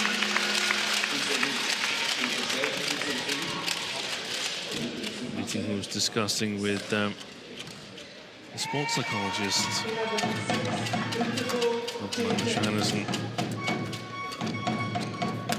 Yeah, she was on the coach's bench on Friday as well when he was playing, wasn't she? She was. In fact, when Vittinghus won the decisive match back in 2016, he also had a sports psychologist sitting on one of the two coaching chairs. Interesting. So, obviously, he's valued the input. It's the first time she's sitting at the court with Magnus Johannesen. It's not the first time she's working with him, obviously, but that's more like consultations and so on. Now she's able to see it live as the tournaments are in Denmark, and you obviously are reluctant to pay travel fees to have a sports psychologist courtside. But it helps, no doubt, the talks that she can have with Magnus Johannesen afterwards. Refer to a specific situation that has occurred here in Horsens. Missed it. Service over. 4-9.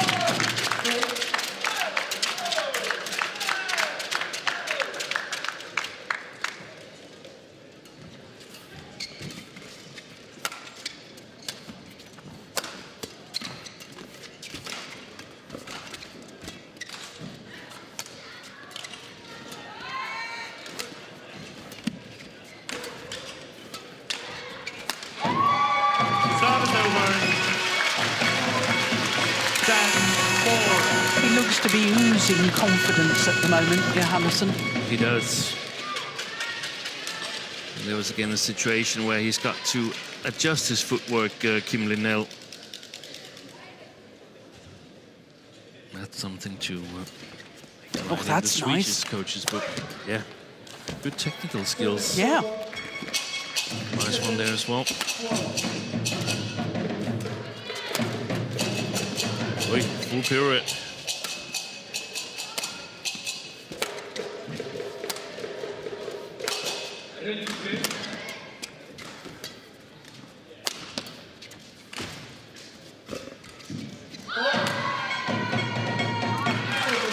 Wide of the mark. 11-4. And Johannesen goes to the mid-game interval. with a 7-point advantage. Ja. Og det er jo fuldstændig som vi snakkede om, ikke? Hvis du bliver i de der dueller og spiller med det her tempo, så kommer fejlen også fra ham, ikke? Ja. Vi skal ikke til at søge efter at score dem lettere eller et eller andet. Det sker helt automatisk, hvis du bliver ved med at spille sådan her, ikke? Og så kommer der også de dueller, hvor han lige tager en dårlig beslutning eller mister kvaliteten. Ja. Ja. Men accepterer, at det skal spilles fra vinduet. Helt klart, helt klart. Det er det, der er udgangspunktet hele tiden. Ikke? Så kan han sagtens spille nogle fine dueller, ikke? Ja. Fungerer godt op på forvind, når du rykker ind i din forhånd, og så knækker ham hurtigt. Han er også godt lige med. Ja. Han er krydsløft. Ja, det er sagtens. Og så er det lige løft fra baghånd. Ja, og husk det. Og det er bare for at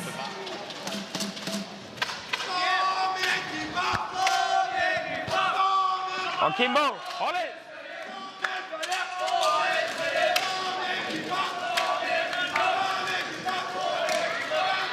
So 11 for the advantage to Johannesen.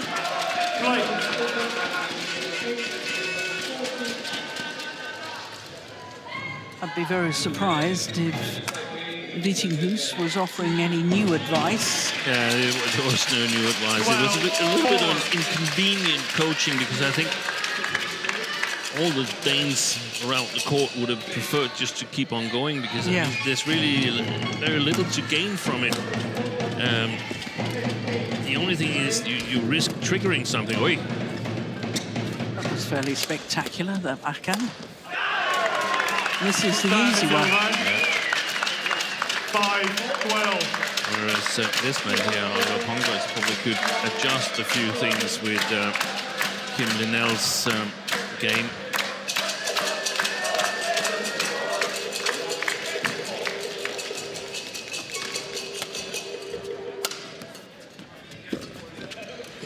Defense there.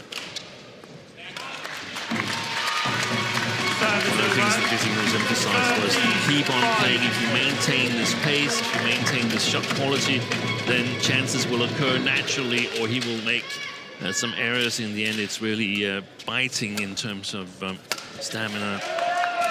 But a couple of mistakes here from Johannesen.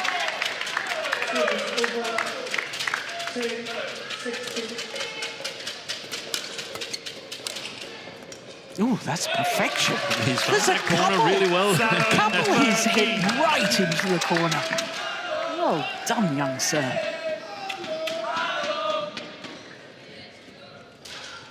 I would expect Oliver Pongratz to try and get Kim Linell to break the Danes rhythm a little bit. Sometimes he just plays. See, there's again the movement under pressure to the front court area. When Johannesen takes it high, and Linell is in trouble. Look at this. See, this takes too long. And he's not able to get to it. Oh, my goodness me. Oh, couldn't have played that any better, Johannesen.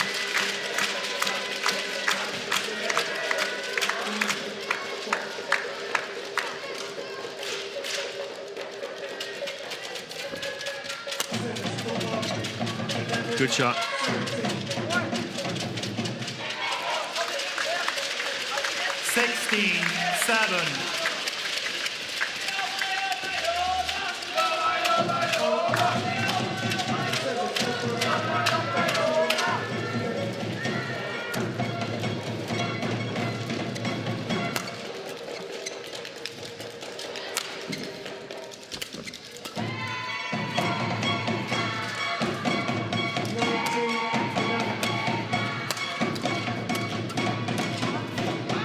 Super.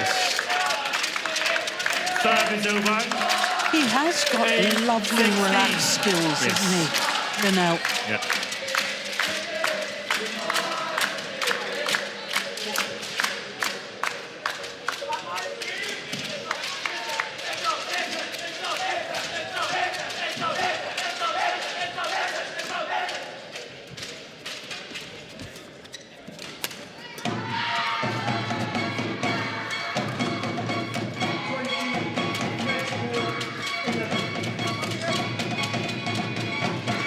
Long as the back line.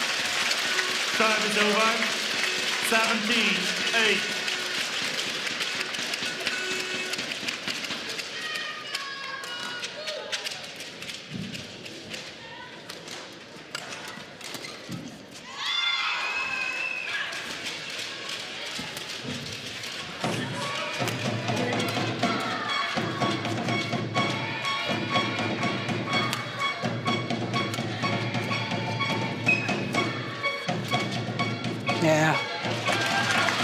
That's delightful.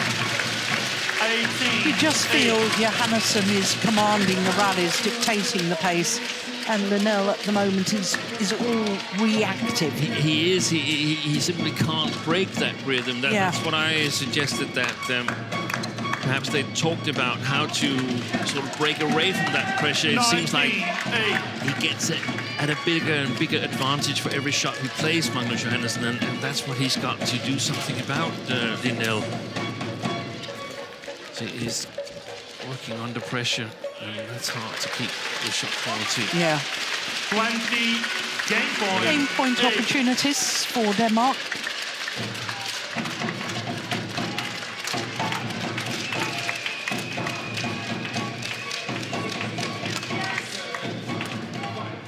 Game. Opening game. 21-8 in 15 minutes. Game won by Denmark. 21-8.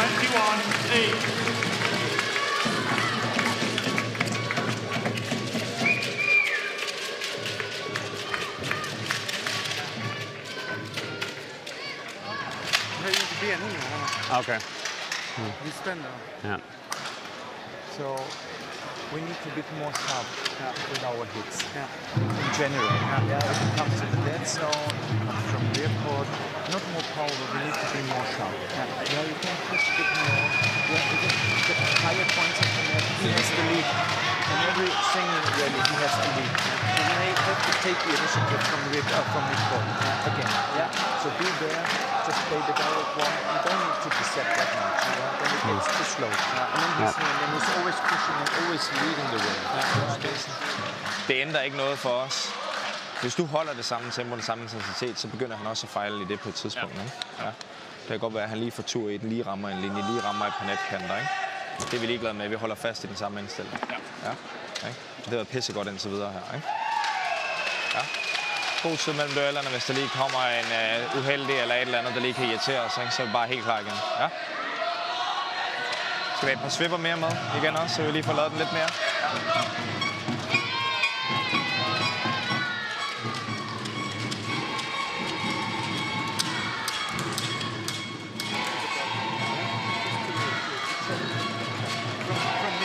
Court 1, 20 seconds. Court 1, 20 seconds. Vakta bak ibland när du får ner honom. Han skickar nästan alltid kniv. Så du bryter av med honom.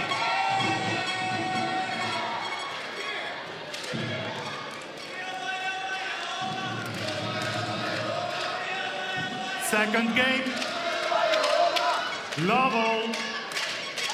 Play. So a very convincing opening game, 21-8 in favour of Magnus Johannesen as he gets the second game underway.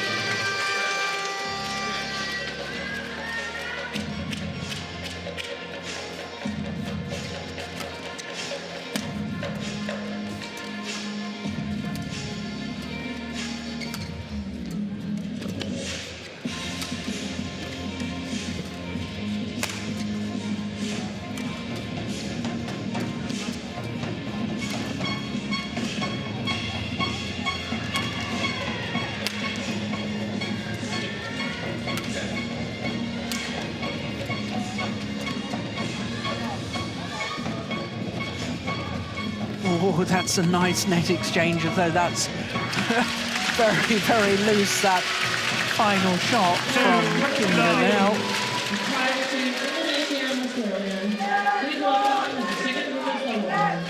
Indonesia, represented by Bjorkler, and Rachel Alicia Rose. Longest rally so far, 37 shots. Time is over. 1, 2.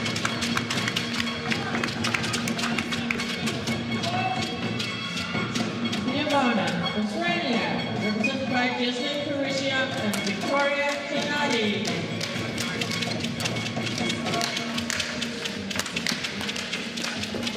Oh, that's a lovely block.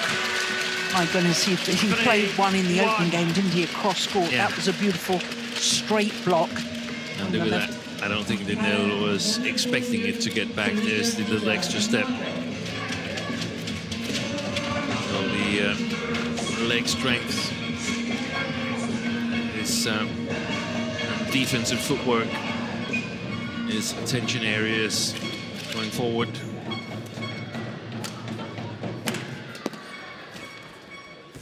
Court 2, 10 seconds. Court 2, 10 seconds. 4-1. He doesn't have that power, Linell, to push off. No. Whenever Johannesen is holding the shuttle or making him change direction.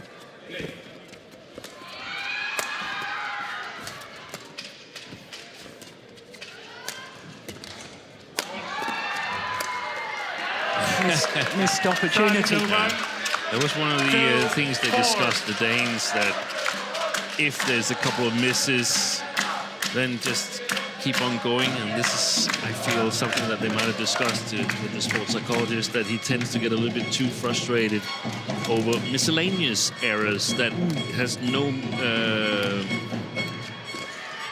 sort of significance in the overall picture. Yeah. Time is over. 5-2. Is that because he's a perfectionist? That's a possibility. That's a possibility. Is it something you've experienced?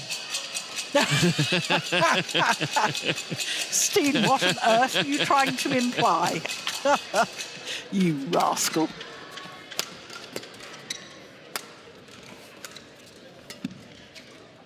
No, it is.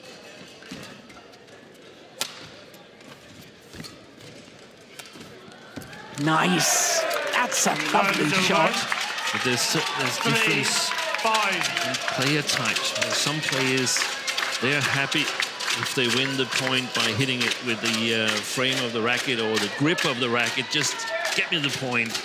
And other players, they play to the aesthetics or the perfect mastery of the situation. A player like Lars Pasket,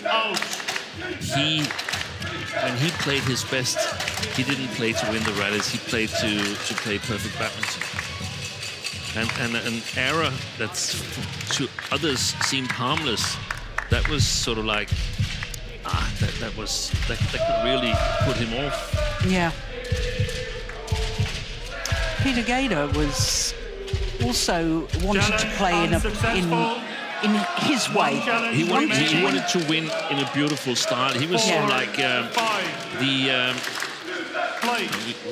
little bit of comparison to football. He was the Dutch football team translated to badminton. He wanted to win, and he wanted to win and sort of well taken.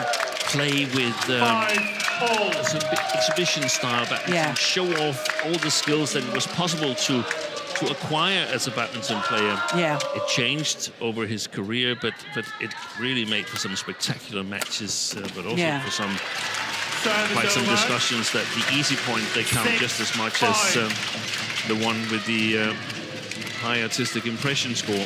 You know, it's interesting because in a sport like badminton, you cannot play a perfect match because you're not in control. You've got to react to what your opponents do. Exactly. And yet the mentality of golfers are always, they're basically playing against the course. Yeah. And rather than reacting to what an opponent does. Yeah. And it seems to me a golfer is always in search of the elusive, perfect swing. They're always working on their swing. Yeah. I look at these golfers and I think, well, blooming heck, I mean, most of us would love that swing. Exactly. But they still try and work on the perfect swing. That's right. So it's a different mentality needed for different sports, I think, as well. That's a nice block. So that's a lovely disguise. What a good rally. Oi, super shot. There's the problem. Yeah, that forehand net. Staying in it. It's gone long. Yeah.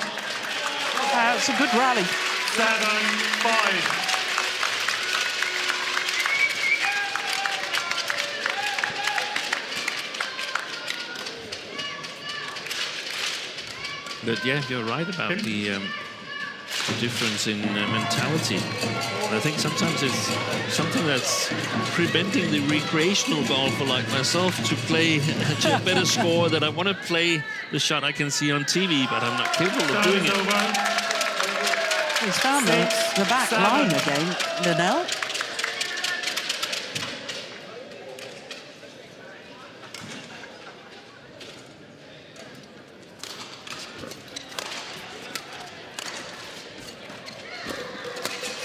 Oh, that's well taken. Service over.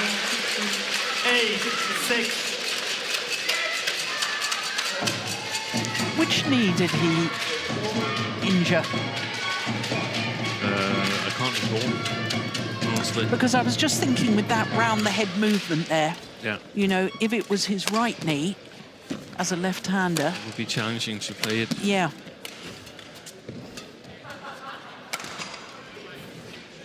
No, it's just wide. 9-6.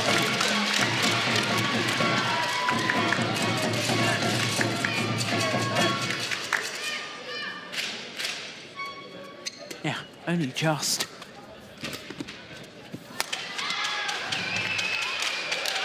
Oh, now it's Johannesen who's down that deep forehand corner.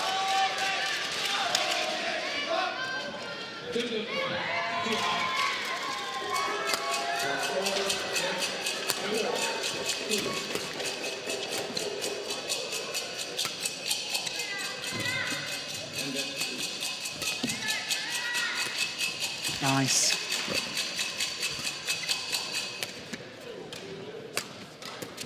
Oh. 11-6. That string's gone. I think they might have done. Yeah. That's unfortunate for Linell. Broken strings at that moment. And it does mean that Johannesen goes to the mid-game interval with a 5-point advantage. You don't need to push, but be up there with the racket. Okay, be a bit quicker. Don't be soft. It's no. Don't be soft. Just go there, play the center. Play the center. Ja. Scored Det er den samme 20 indstilling stadigvæk, ikke? Det holder vi fast i. Accepterer i nogle af dørene, der kommer det til at være hårdt arbejde. Chancen, den, der hvor han redder den over, ikke? Så bliver vi bare ved. En gang mere. Coach, return to your chair. Please be on the leg. 11-6. Play.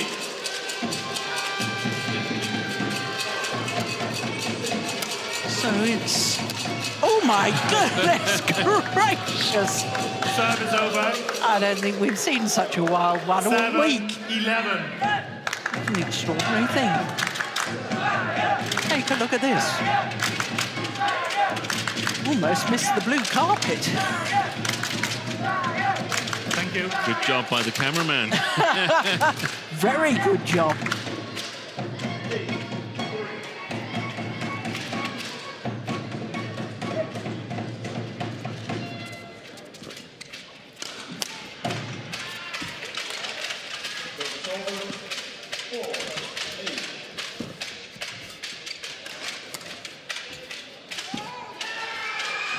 Oh, it was a lovely idea.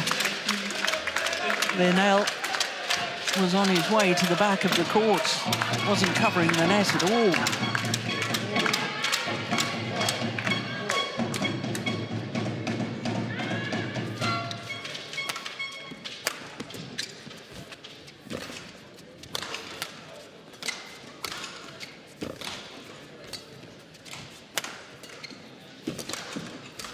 Nice.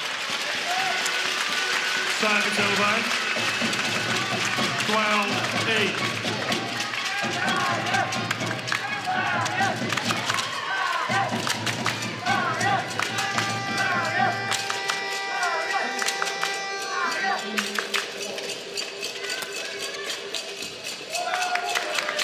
Service over. 9-12.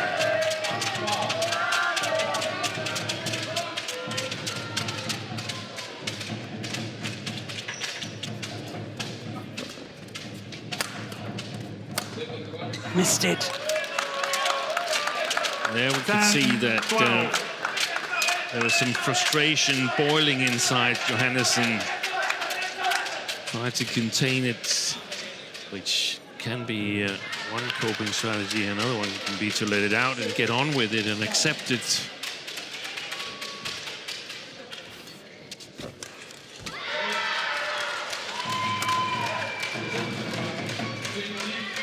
Service over. 13-10.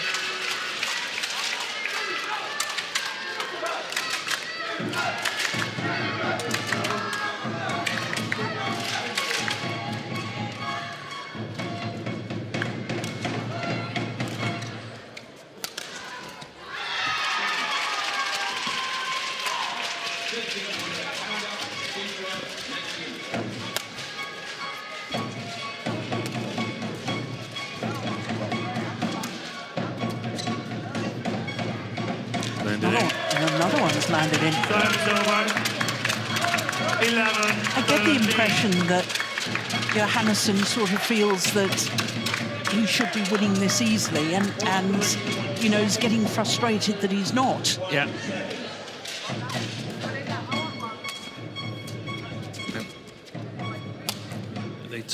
That's gone long as well. What they talked about in the mid-game interval was just keep on going, stick to the same game plan, play it, work your opponent around the court. Eventually, it will pay off, and that's probably also right that it will. And given the situation that is Thomas Cup, it's an important match. Denmark is out to win as big as possible and stuff like that. I fully understand it, but let's change the setting to a different tournament. I would like to see something different from Johannesen. I would like to see him win his rallies easier, because it's going to be a difficult playing style to execute when he plays in arenas with a lot of drift. And I think he needs to be able to score points at a higher frequency, and this would be a great opportunity to practice that. Except for all the things that I mentioned first, that it's a match that Denmark must win. It's very, very important tournament and stuff like that. But had it not been that, then I would have liked to see him change to his development playing style, if you can say like that.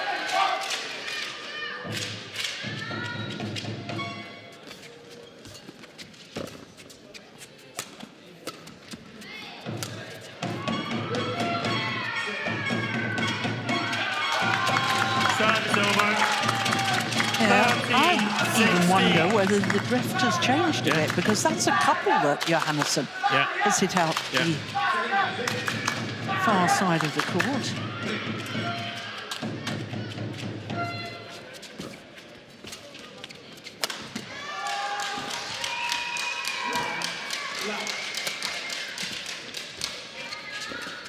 Good play, good lift from Linell.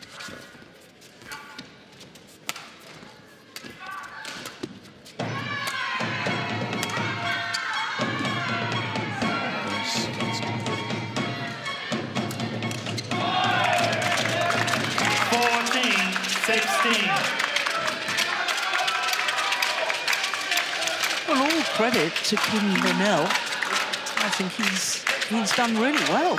And this rally was the opposite of what has happened earlier on in the match, where it was Linell who was struggling. It was Johannesen who made the error in the end.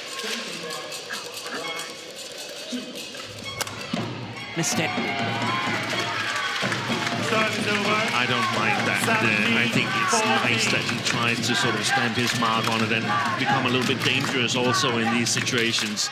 Unlucky that he missed a couple of centimeters, Linell. Good play. Follow up. Oi! Well, I have to say, Johannesen did awfully well to scramble that one back. But Linell should have perhaps made more of this. Should have stood on top of the tape. A little bit too late. Yeah. And then the chance is gone.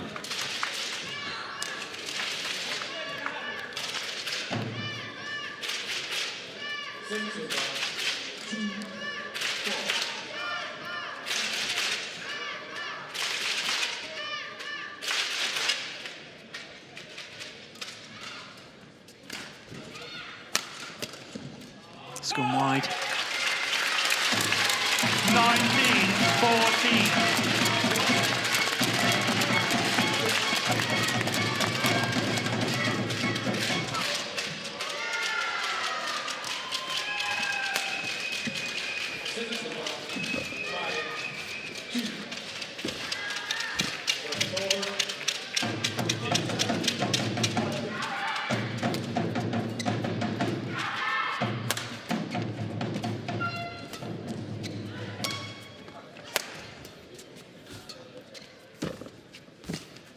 Good play.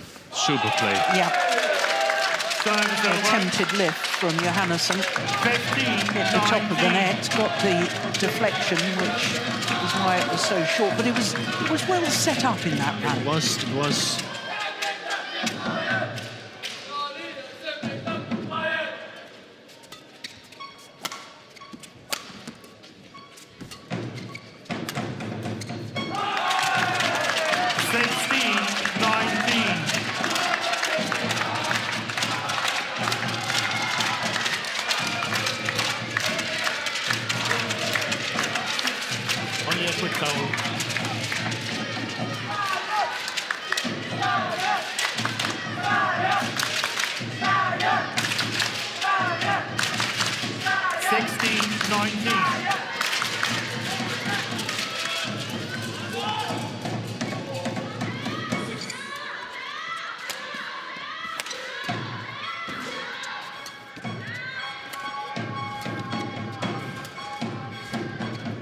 Oh, that's clever. Yeah. Match point opportunities for Magnus Johannesen.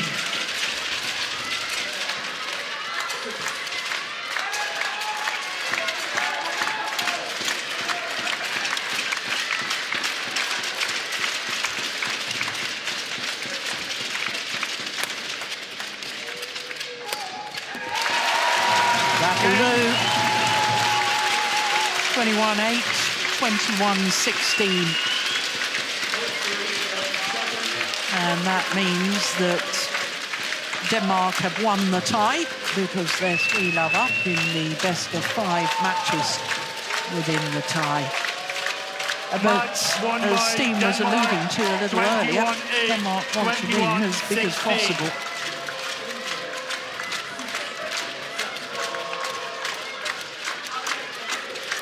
And a very nice second game by Kim Linell.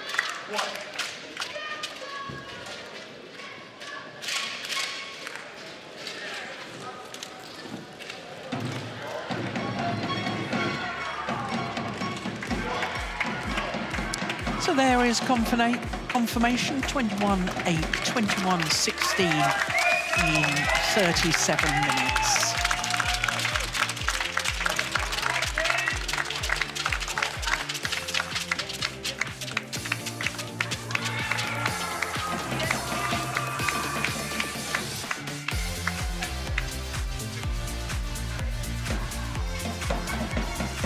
The selfies, the autographs.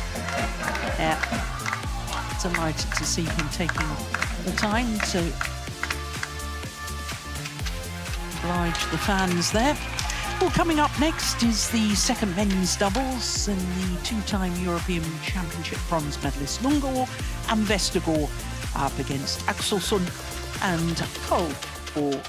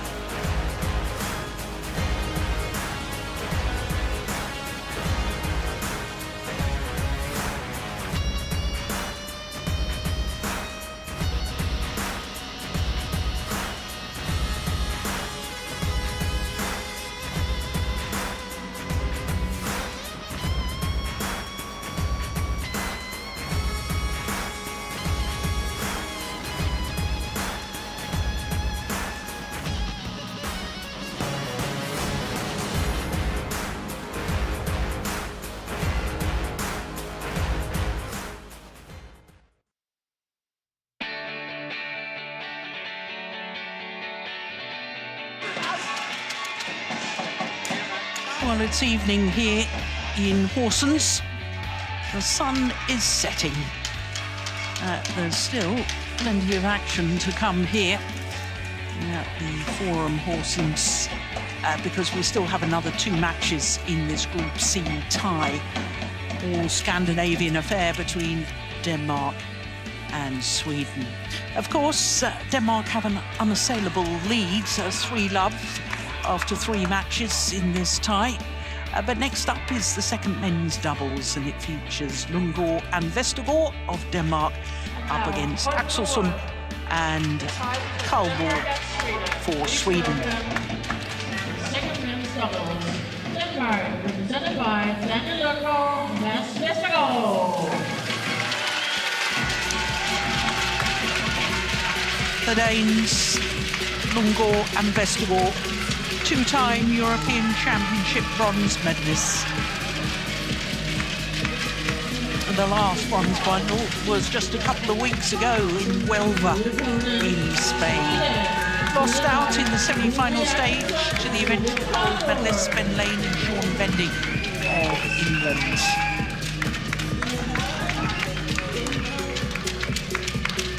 Their opponents, Ludvig Axelsson and Philip Karlborg.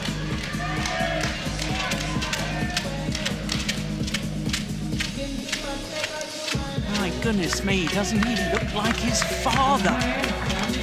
That's the first time that I have seen Ludvig Axelsson, son of Peter Axelsson, who won a bronze medal at the 1993 World Championships in Birmingham. That's extraordinary, Steve. You said you were telling me that he was the son of Peter, and you didn't warn me that he was the spitting image. Yeah. I think he's even taller than his father, isn't he? I'm not sure. I think he might be. Look at him. He's a giant. First ever Your meeting choice. between these Black two or red? players. Black, red for you. Black, your call. Philip to receive. Philip to receive, who serves. Daniel to serve. Which end? Left one. Good luck.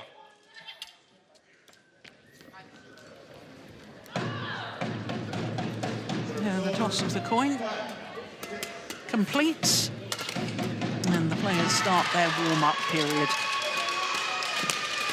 Well, the Danes caused a sensation on Friday because they played at first men's doubles, and they won their match against Ki Dong-ju and Kim Won-ho. Daniel Lundgaard, 25 years of age, and he's also the son of a famous badminton player because his father, Martin, used to play with both Jens Eriksson and Lars Borgstedt, who you were talking about in the last match. Mads Vestergaard turned 24 last month from Odda, which isn't that far from here, is it? That's in fact very close. Exactly. Yeah. 20 to 25 kilometers. 6'1½", so slightly taller than Lundgaard, his partner. And they reached the final of the Swiss Open earlier this year as a combination. 1 place down from their career high ranking of 18. And in reaching the Swiss Open, that was their first ever World Tour final. Well, there you are. That's what I was telling you about. 21-18, 23-21 in 48 minutes. Had been 20-17 up, eventually won on their 4th match point against the Koreans. So this is Ludvig Axelsson, and he's from Täby, part of the Stockholm, I guess, urban region. This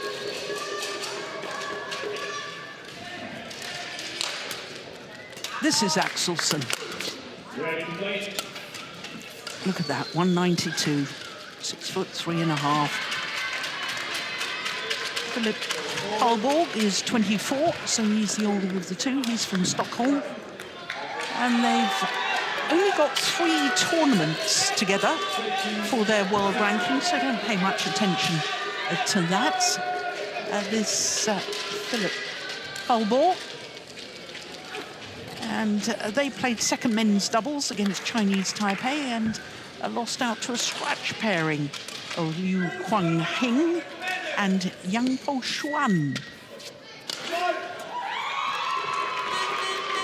And you have to be sharp to notice that, because Liu Kuang-heng usually plays with Yang Po Han. Not a lot of difference. Yes, but it was definitely a Yang Po Xuan with whom he played yesterday. Ladies and gentlemen, on the right, Sweden, represented by Axelsson and Philip Karlborg. Umpire from Austria. And on my left, Denmark, represented by Daniel Lundgaard and Mads Vestergaard.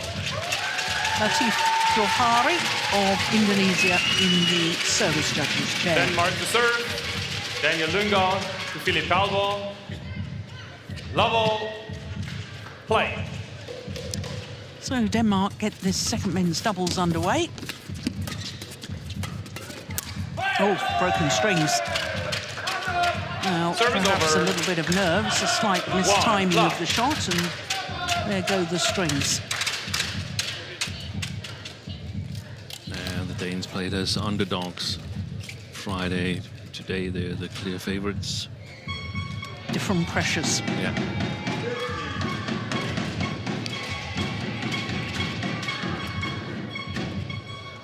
Players just have this tendency to just snip out all of the strings, because one broken string, if the other strings are still taut, then it can contort the racket head, which does the racket head no good whatsoever.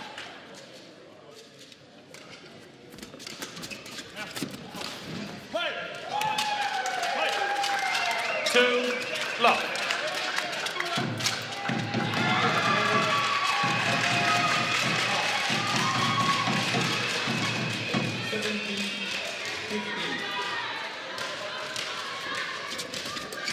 Wow. Brilliant. Great defense.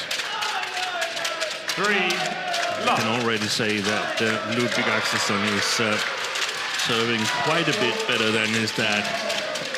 At least towards the end of the career, Peter Axelsson, he had a bit of trouble with the low serve, the badminton yips, if you can call it that. Yeah, absolutely.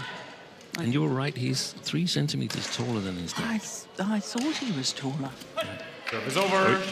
Perhaps I said that with the service a little bit too early. I mean, it's just the curse of the commentators here. Yeah. And we can also just sort of get the scoreline head-to-head between the Lundgaard family and the Axelsson family. The 2 seniors, it's 1-all. Service over.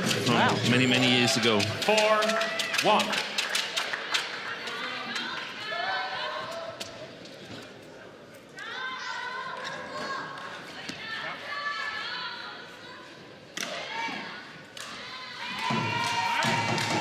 Oh, he just landed in. That's a fabulous serve from Karlborg.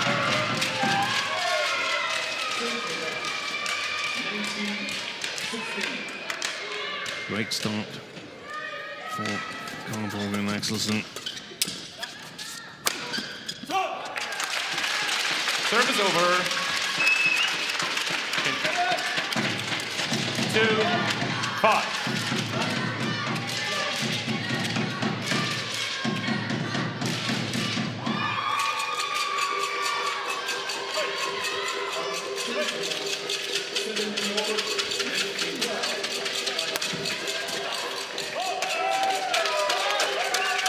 Serve is over.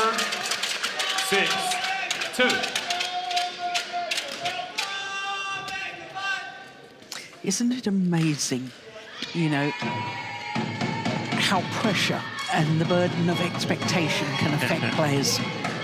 I mean, I know we're in early stages, there's still plenty of time for the Danes, but you think of the way that they started against the Koreans on Friday. It's over.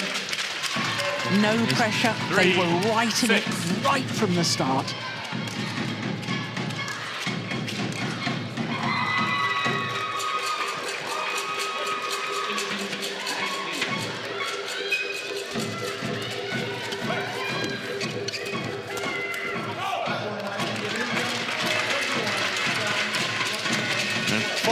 Given our discussion talked about golf and sports psychology and golfers playing themselves against the course, nobody's interfering with them.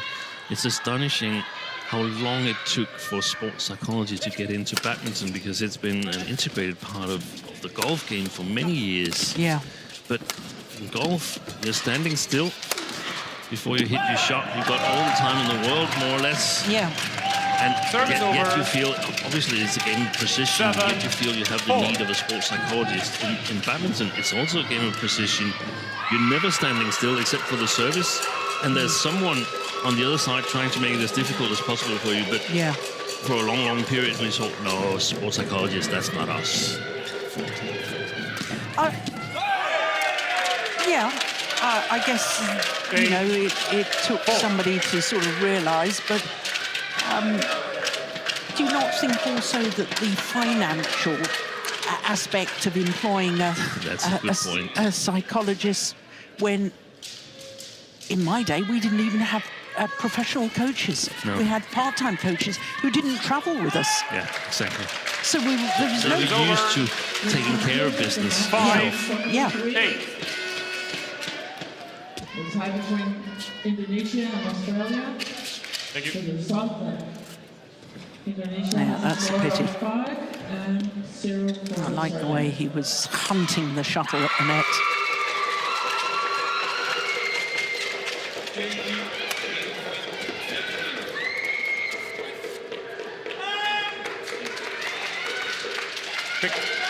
Six, 8.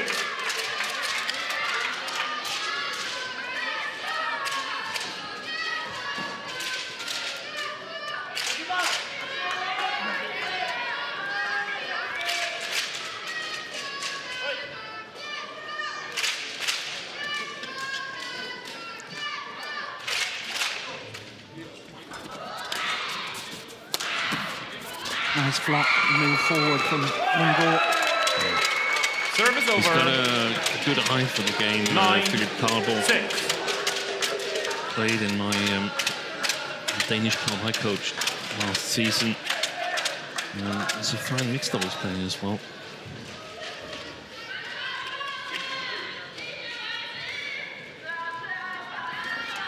In fact, mixed doubles is the only discipline where he's won an international tournament. Yeah. Been in 6 international tournament finals. Whoa! That was a slam dunk and a half. 6.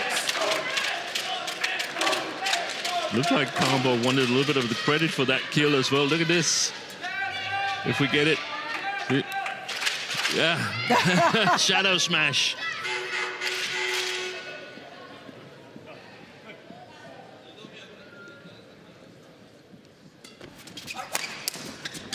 All strings gone, I think. Yeah. Swedish player. Yep.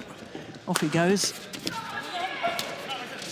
And they've won the rally. That's extraordinary.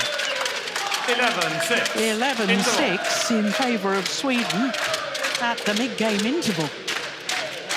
This is interesting. Vi skal spille nogle korte her, nogle korte returer, og så er der værd med at satse. Vi ligger og pakker sammen helt sindssygt hver gang, i stedet for bare at komme ud af hjørnerne og komme med frem på ens egen bold. Det er 3-4 gange, vi spillede, hvor den er enten, ligesom sidste der bliver den bare spillet over, der bliver forvirret med at spille smidt over den anden side. Slå lige et drop, slå lige en ekstra bold her. Det er lidt +1, ikke? Også den første, der kommer op. Så banker vi ned, vi tror, den er nede i gulvet, så river den lige hen over formanden. Enten får placeret ryg helt på det, eller lige slå en opbygning her. De har stået ganske udmærket defensivt over på os, ikke? Coaches, return to your chairs. Kom så her. Ja, och så trycker vi framåt här nu. Ja.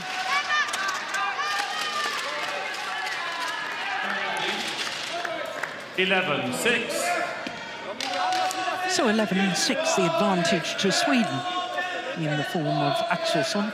and Karlborg. Play. And I can't wait to hear from you, Steve, what that coaching was from Thomas Steingall. It was about playing in front of the Swedes and being more patient, not more patient, but more follow-up. This move out that Vestergaard made. Strength gone in his racket. 12-6. The Danes have been very eager to... here it is again, Lundgaard is standing in the same side as Vestergaard. And a couple of times the Danes have been overplayed cross. So he wants them to think that it's going to take more shots to win the rally than they are thinking at the moment.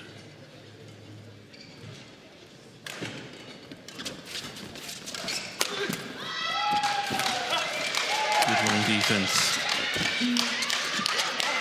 Clever.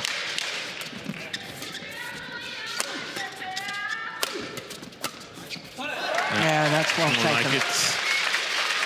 Service Good over. work by Vestergaard on the backcourt. 7-12. Making use of his mixed double skills,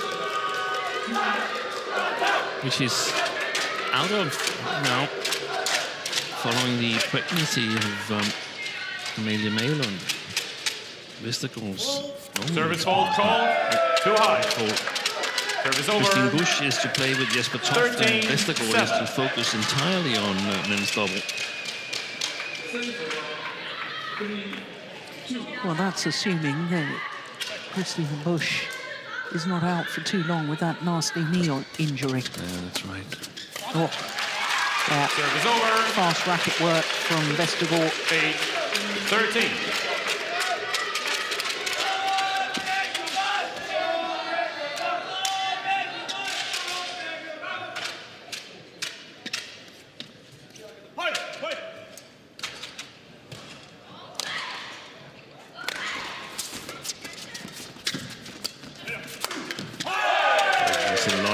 Service over. At the net there from Vestergaard. Didn't have to lift at all.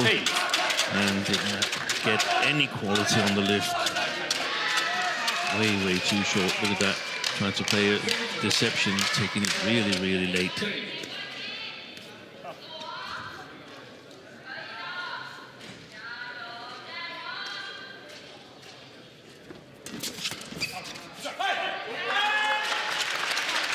Service over. 9-14.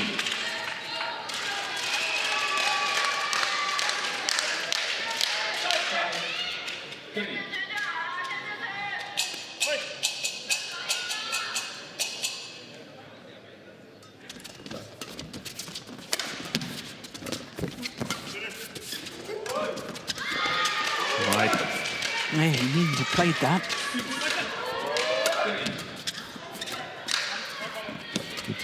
Deception. The Danes were a little bit lucky to get out on top of that rally there. It looked like complete confusion for almost the entirety of the rally.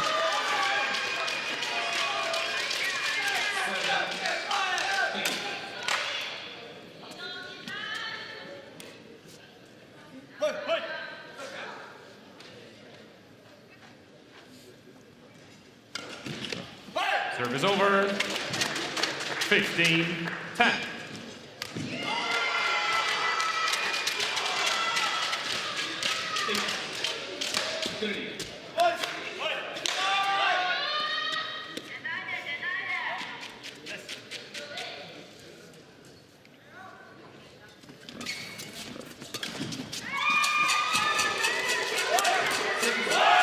Super play by Ludwig Axelsson from the backcourt.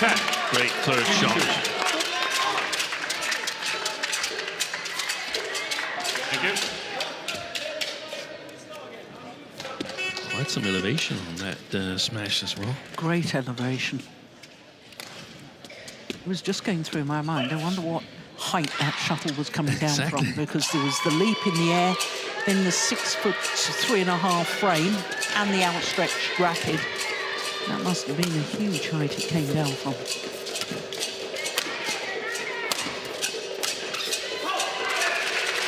Service over. 11-16.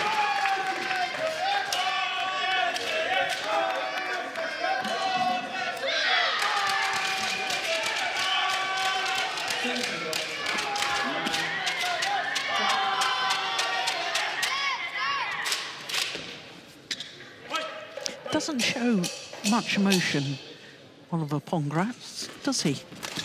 He's looking very concentrated there.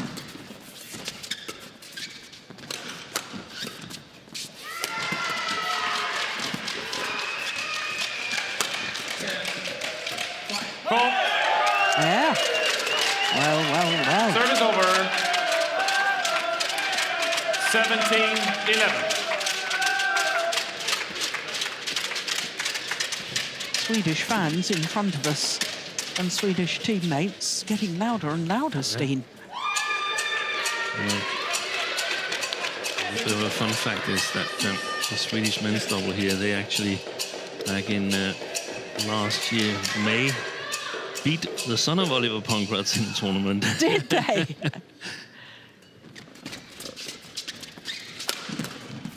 Oh, that's a super shot from Karlborg. Look at that. Super. No placement, no power in the smash, and immediately punished by Karlborg. Directed the body.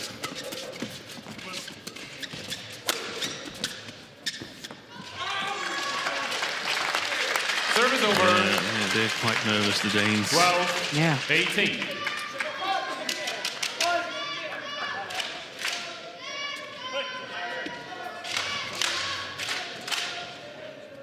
Court 2, 20 seconds. Court 2, 20 seconds.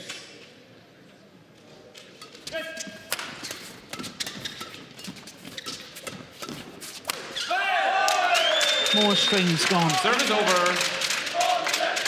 19-12.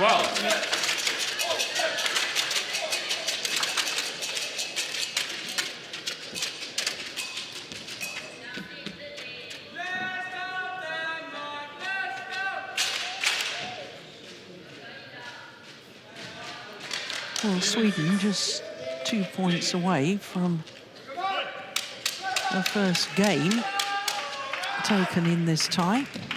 19-12.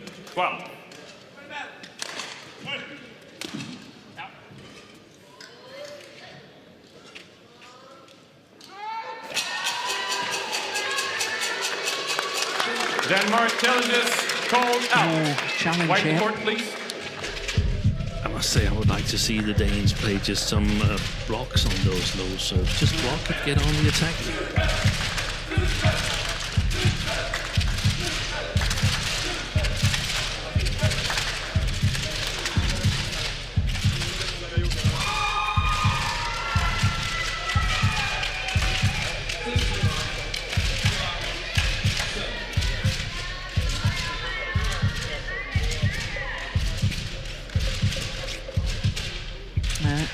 Line judge was right. Challenge unsuccessful. One challenge remaining. So game point opportunities for Game Sweden. point 12. Play.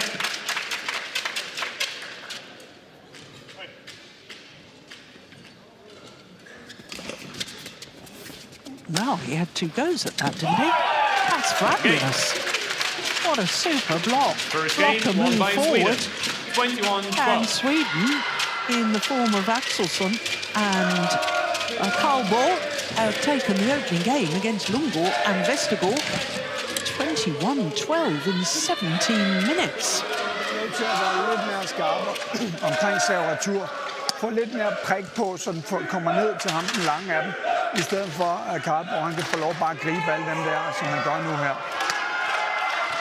Det vigtigste er, så når den kommer i spil her, vi bliver nødt til vores første smash, vi bliver skilt ad på deres første dip hver evig eneste gang, stort set. Ja, så vi bliver nødt til at komme ud af hjørnet, og så bliver den anden nødt til at dække lidt baglæns. De vender os ikke med kort op sammen med.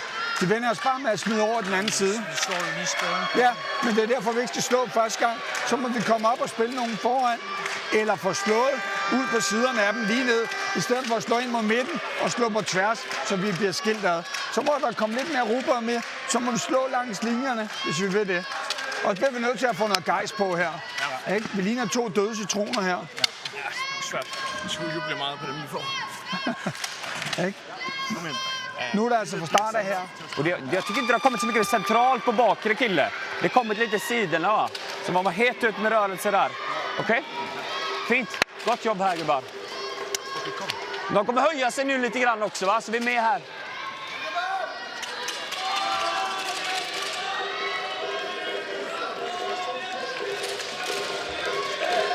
Court 1, 20 seconds. Court 1, 20 seconds.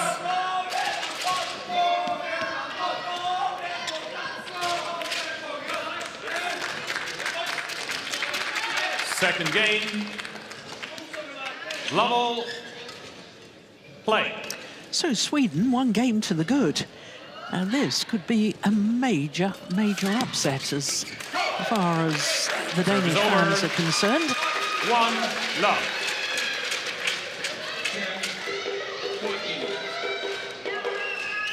Well, Steen, while Thomas Stangaard, that's a good flick serve, while he was doing his coaching, you suddenly burst into laughter. So, yeah. What was that about? Are you able to tell us about that? Yes. He said we need to find some spirit. We need to find some spirit. We look like 2 dead lemons in there, and I had never heard that expression before. But he wasn't exaggerating, in my opinion. Yeah, he's missed that. 2, 1. I mean, it's difficult to explain in a way. I mean, given how they played a couple of days ago against Korea, one of the players, the reigning world champion that they played against and beat in 2 straight games, it's got to be the pressure and the different expectations. It is. There's no doubt about it. Anders Rasmussen. He's always got a funny hat on. 3, 2.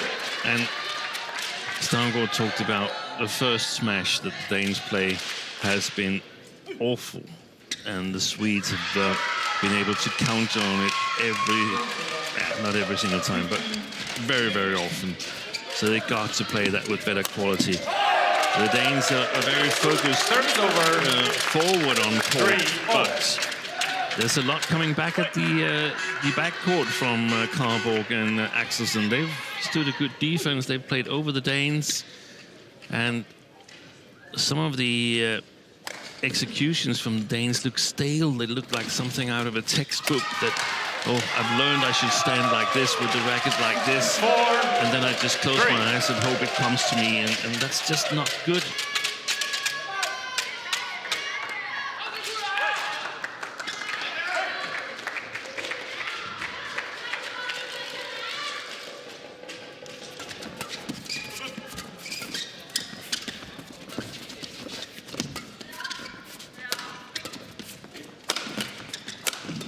Super play. Yeah, much better. And it starts with the first attacking shot from Daniel Lundgaard that has very little pace in it.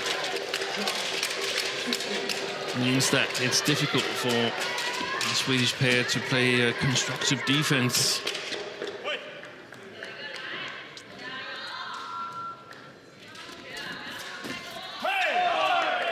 Serve is over.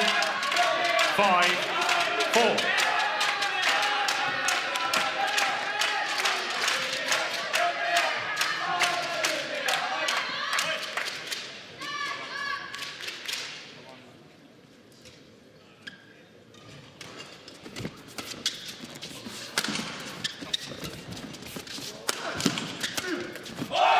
He's got big problems, Mads Vestergaard, when he's made to move before he fires his first smash. He's attacking a little bit out of position, and the Swedes are taking advantage of it.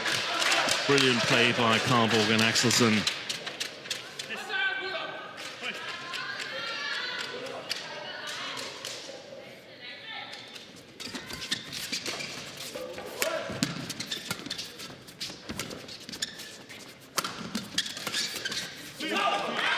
Good attack there by Vestergaard. Again, not using full power on the first smash. The Swedes, they were alert to it in the coaching situation. Anton Lundin, he called his players forward. And also asked them to be super alert in the service situation.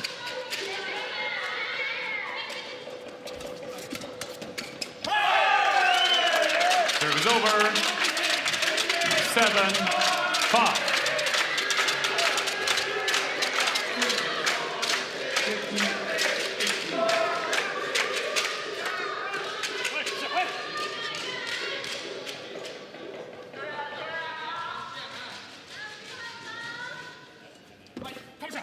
Serve is over.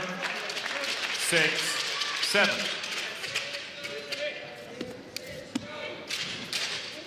That's his second service error. Yeah, it is.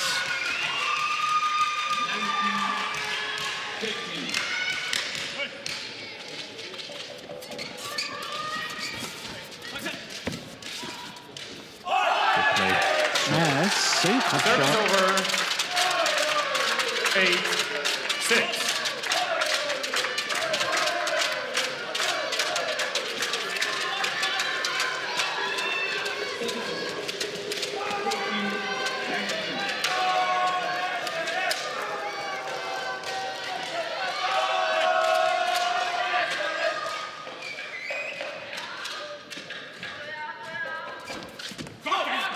That's a great service return.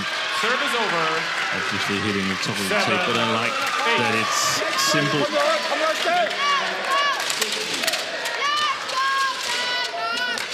Lots of advice from Thomas Stavngård to Daniel Lundgaard at the moment.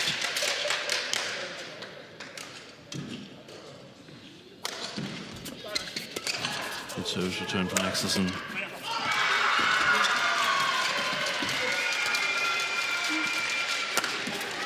Nice block.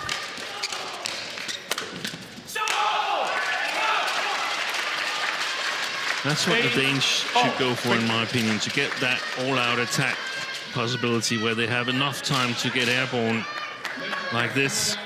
Then they can go for the full power attacks. But if they're out of position, Axelsson and Karlborg have done really well on the front court and outplaying the Danes.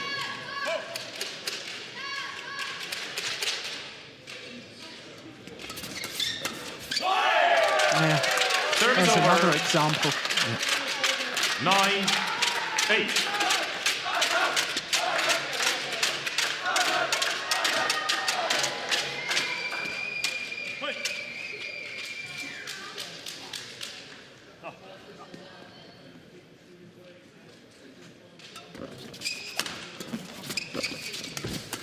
Super by Axelsson, pushing forward before Mads Vestergaard has played the shot into the net.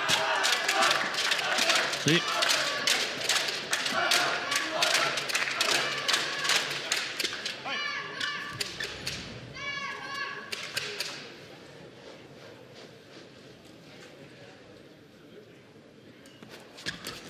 Vestergaard moved backwards. Denmark challenges called out. Wipe the court, please. Wipe the I court. don't think they're going to win that challenge. I don't think either.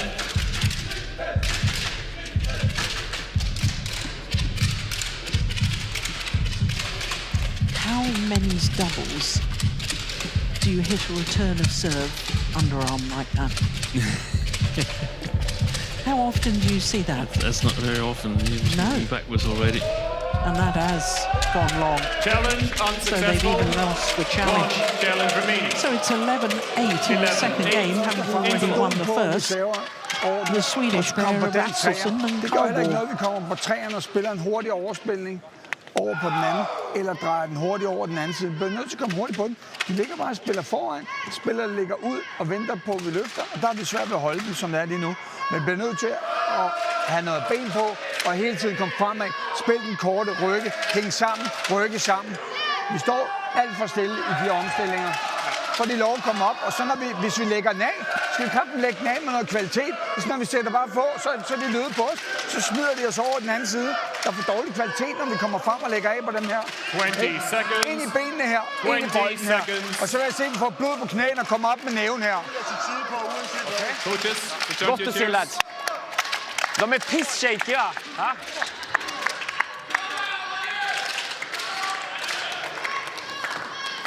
11-8. Play. The umpire calls for play to resume. 11-8, the advantage, having already won the opening game. The advantage with Sweden. Who would have thought that? I think one of the things seen is can the Swedish pair hold their nerve the closer they get to the goal line. And that's the thing. That's the Danes. They need to keep in touch, keep in striking distance. But the Swedish coach, he summed it up very well in his last words. He said they're beat shaky. 12. The Danes, and that is correct.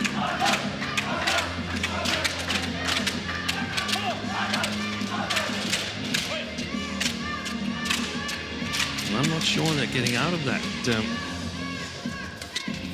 Brilliant situation. Gosh, you said earlier that Karlborg had a good feel for the game, the way he reads it. That was a wonderful example. Look at this. It's a dreadful service return, in my opinion. Yeah, but it still had to be well dealt with. It had to. Yeah, that wasn't the best of serves either. No. 10-13. This is what I feel happens when Vestergaard gets a little bit tense. Then he decides really early, and if the shuttle is not in a position where he needs it for his decision, then he's still going on with it. Service over. 14-10.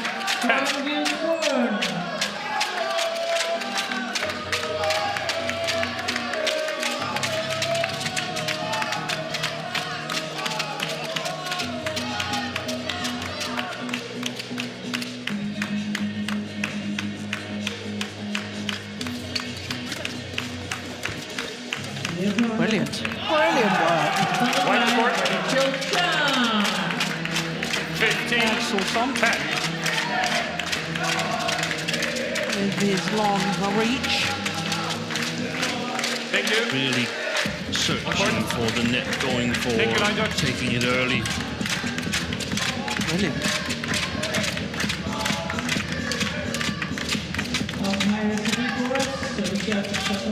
15-10.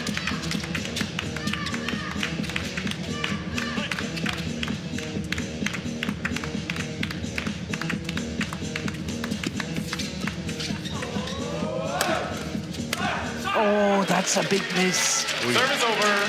We should remember this scoreline, I guess. 11-15. How will Karlborg and especially Axelsson cope with that big miss? It would have been 16-10. Yeah.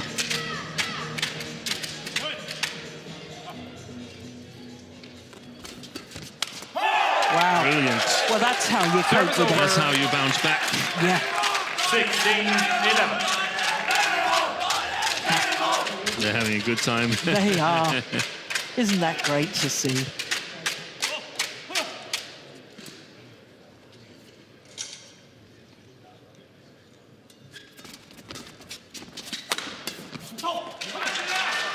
Service over. 12-16. The difficulty in this is that the Danes, they don't really know what scoreline in this team match will be sufficient. They want to win as big as possible to secure the best possible position ahead of the last team match against Chinese Taipei, but they don't know the result in the team match with Korea and Chinese Taipei. They play tomorrow. Wow. They do. So that's why the nerves are there. People might be wondering, how can you be nervous? You're 3-0 ahead. But the goal for the Danes is to win as big as possible.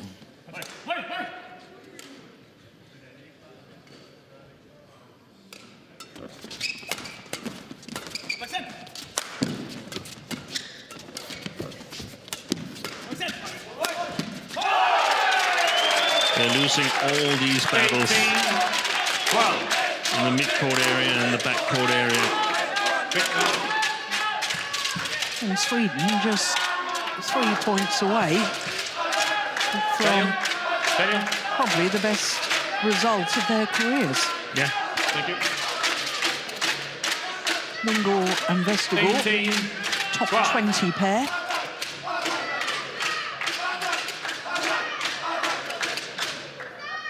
Karlborg and Axelsson, they've never played a top 20 pair before. Wow.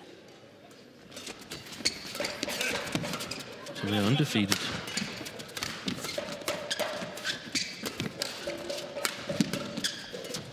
Super play. It's gone long. Good movement from Axelsson. 12.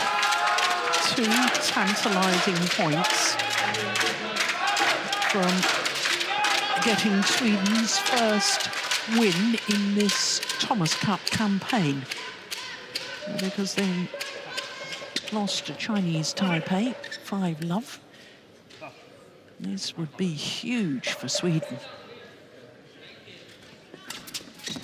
Good return. Service over. 13. Now or never, 19. I suspect, for the Danes.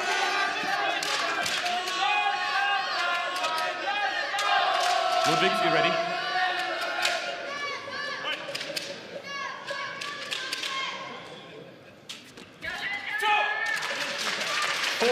Well, 19. I was asking the question earlier today, I can't remember whether it was in this match, but the longest rally so far in this match is 20 shots. Yeah, it was the previous men's double as well. Very, very short rallies. Yeah, brilliant. It's match point opportunities for Sweden 20. and Axelsson and Karlborg.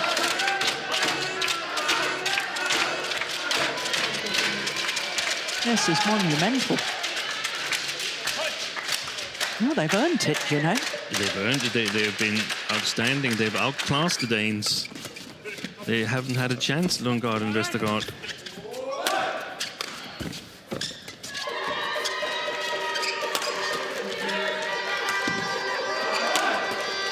Gone wide. Game. And a first win for Sweden in the Thomas Cup campaign so far. Beating Lundgaard and Vestergaard in 2 straight games. And they didn't just beat them, it was 21-12, 21-14. That was just simply extraordinary. What a wonderful, wonderful performance by Axelsson and Karlborg. 37 minutes.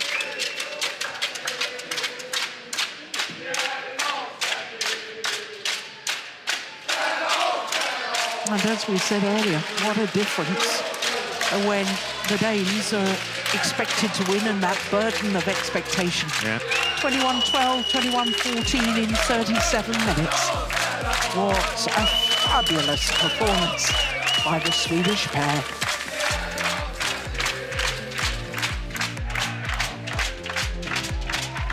So 3-1 in the tie. Of course, Denmark have already won the tie, but there is one more match to come. And as Steen was explaining, it's very important for Denmark that they try and win by the biggest margin possible.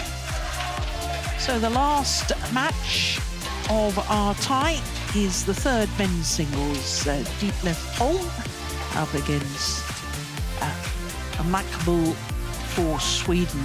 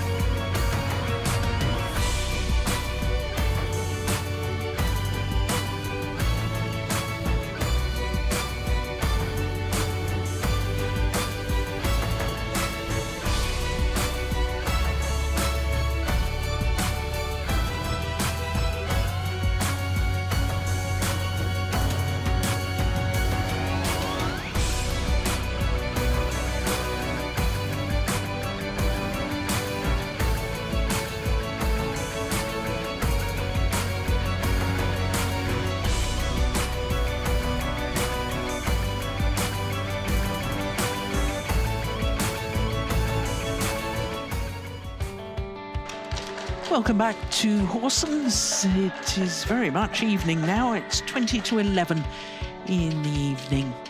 We live just near there on the walking streets. Longest walking street, I'm told, in the whole of Denmark.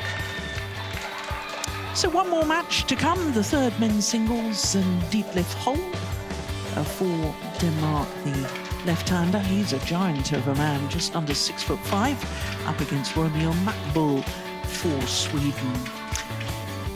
So, two left-handers, I believe. And now, the last match of tonight. Last match is the tie between Denmark and Sweden. On court number 1, please welcome third men's singles, Denmark, presented by BWF World. The Detlef Holm for Denmark. 28-year-olds in his first Thomas Cup campaign. Well, at the moment, he has a 100% record because on Friday against Korea, he beat Park Sang-yong in 2 straight games. Romeo Makboul for Sweden. Just 20 years of age. Has medals at European junior level, that's under 15 level and under 17 level. So obviously a talented individual.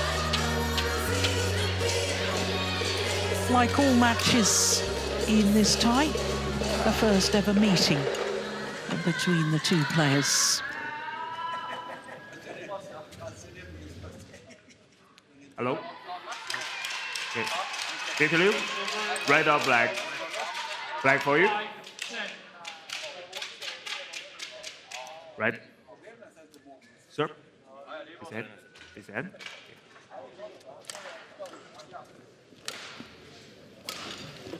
So I believe Holm won the toss of the coin there and chose to serve.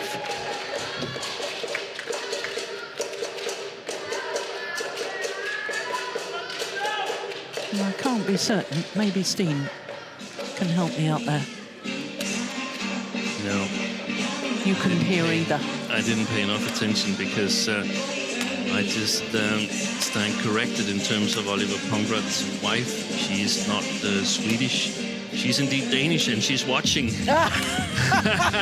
You're in big trouble. So I'm in big trouble. You owe Oliver a coffee. And she has humor because she says, so we don't speak a lot of Swedish back home. Excellent. Here is the very tall man, Detlef Holm. Just under 6'5", born in the Danish capital of Copenhagen. As I was telling you, he beat Park Sang-yong 26-24, 21-12. It was a thrilling match, 44 minutes. That was on Friday.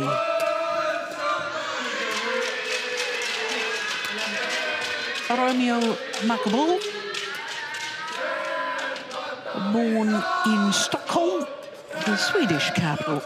And he is 20 years of age. And I don't think you should pay any attention to that world ranking. He's only got one international tournament counting towards that world ranking, which begs the question, Steen, whether he's been out injured, because I know back in 2024 that he reached the final of the Norwegian International Series event. Yeah, I am not sure. Well, in their match against Chinese Taipei, which was yesterday, he lost to Lee Chia-hao in 2 straight games. Former All England finalist Lee Chia-hao. That was last year.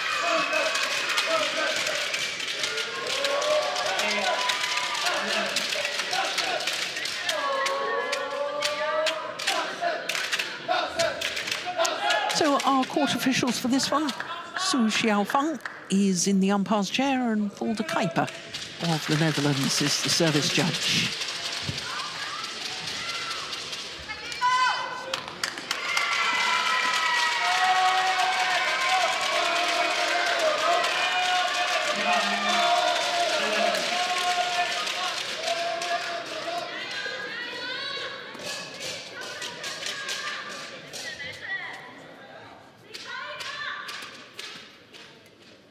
Ladies and gentlemen, on my right, Denmark, represented by BWF.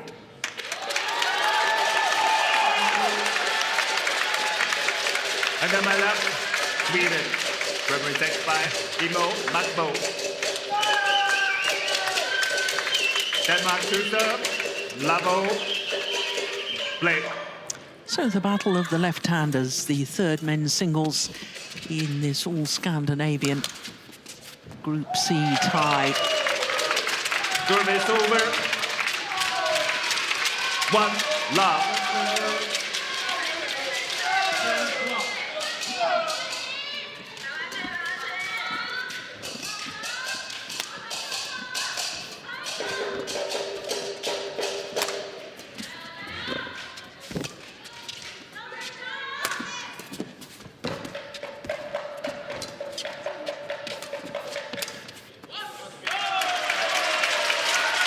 Service over. Makboul only turned 20 last week, I think it was.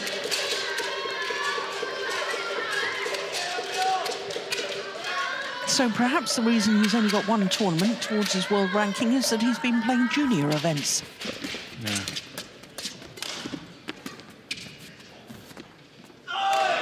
Well, there's a challenge here. Denmark challenges Cole in.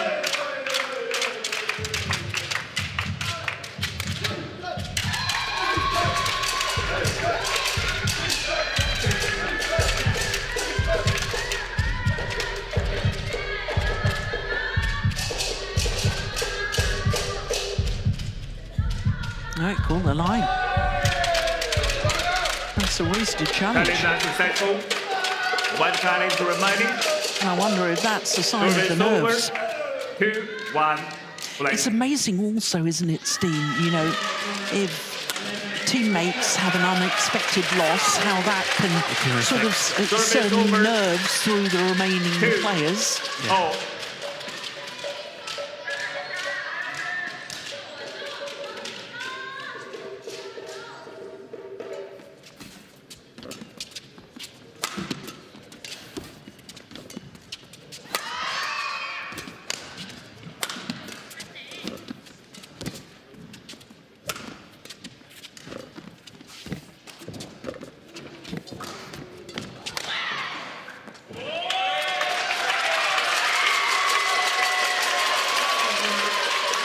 Interesting that Mrs. Pongratz is watching in English instead of watching the Danish coverage.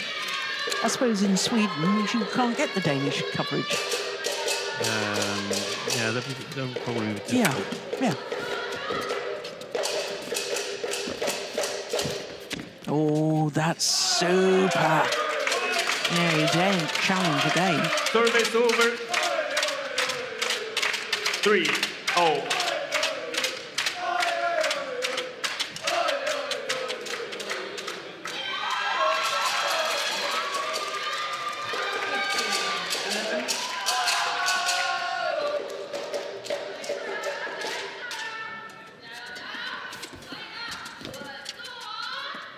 Just wide. 4-3.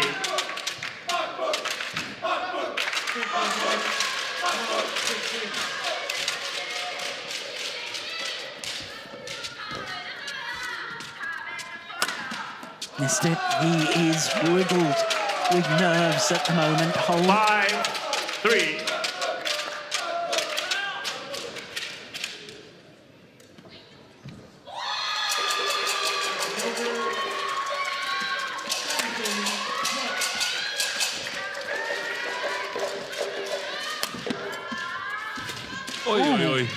That's a nasty slip. Well, he's won the rally. Makboul. 6-3. So much for the stretch down and warm down. Too eager to watch teammates. Men's doubles pair from the last match. Already supporting.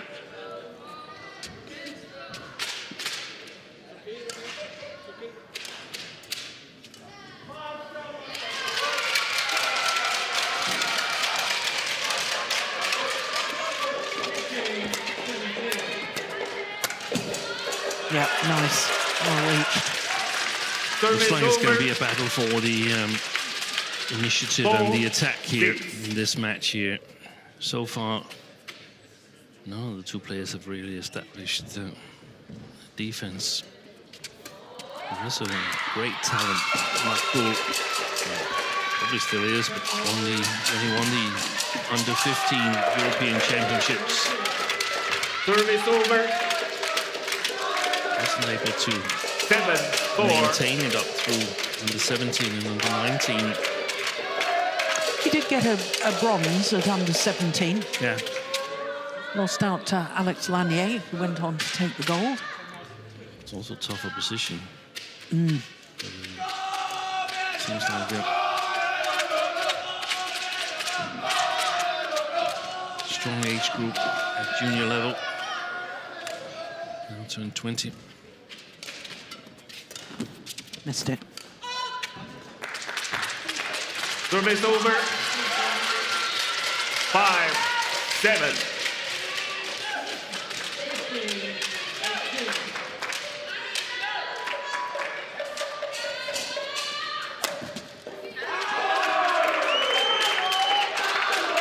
Service over.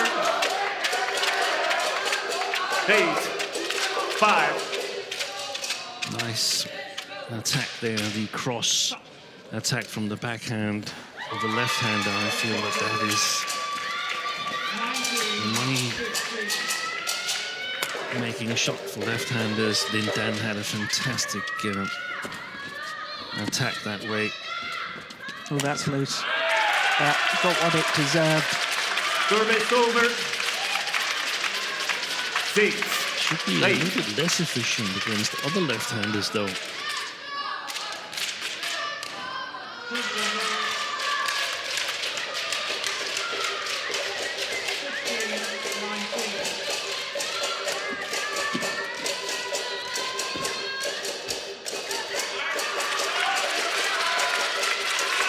Seven, 8.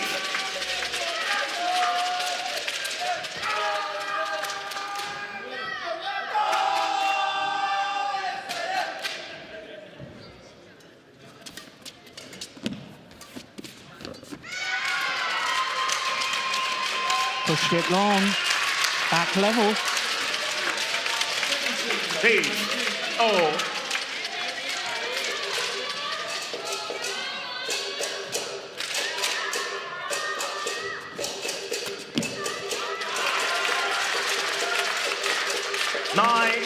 Yeah, a little frustrated at himself. Makboul. So on a run of 4 straight points, Holm back into the lead. I say back into the lead, he's never been on the lead. Oh, he has once at 3-2. 9-0.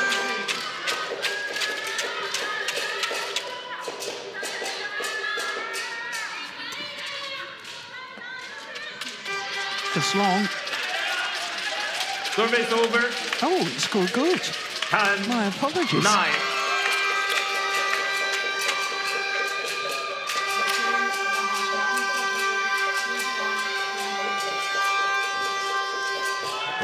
Nice play.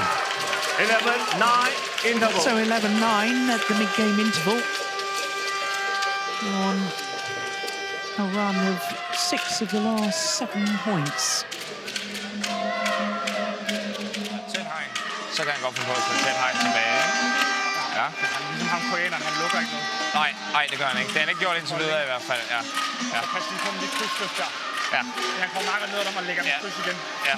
Hvis du løfter, så skal vi ind i bolden. Det bliver vi nødt til. Vi kan ikke bare stå og løfte. Ja. Og så lige bevare en accept af, ikke? Vi er i en situation, hvor vi lige er lidt tight. Det er helt okay. Det er sådan, det er ikke. Hvis vi skarpe heroppe, ja, så skal det nok komme, ikke? Så arbejder vi os ind i det. Så begynder han at så dårlige beslutninger på et tidspunkt, ikke? Ready to tear.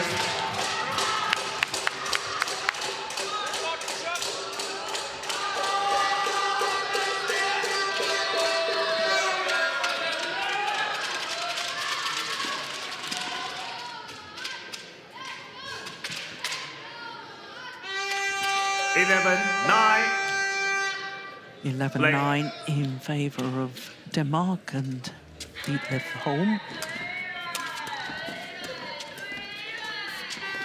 Oh, that's a lovely little block. Yeah, first the push and then the block. Push pinning Holm to the mid-court area. Anything we should know about from the coaching? They felt there was some room at the net, that he wasn't closing the net down, Makboul. And also when he lift Ditlev Holm, he needs to move forward. And then, very interesting, we gotta accept that we're in a situation where we're a little bit tight, which means a little bit tensed and nervous. On the verge of being really nervous. We just gotta accept it and play on. Service over. 12-10.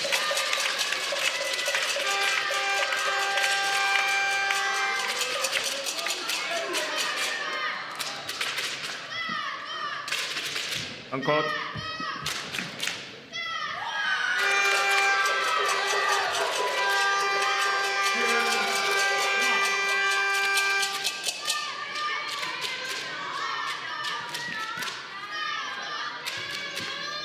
Lived 4 years in England, Ditlev Holm, from his years under 13 and under 15. He was living in England.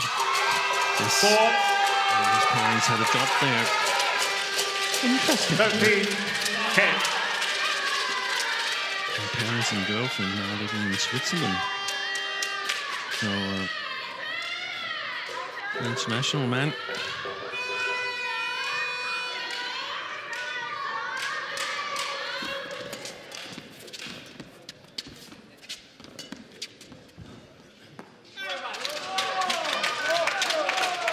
Service over. 11-13.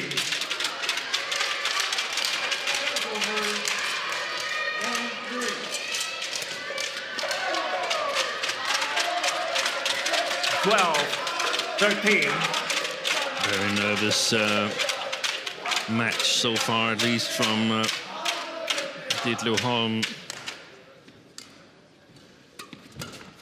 Short rallies. Service over. Attempted sharp shots. 12.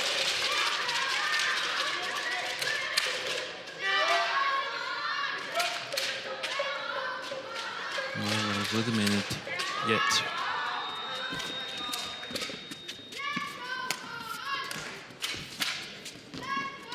That's where he thought he could play back at the net. Missed it. Yeah. One court, please.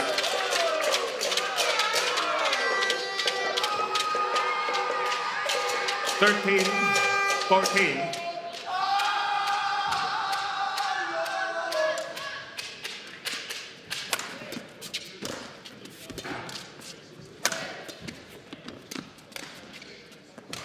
Long. And back level. 14-0.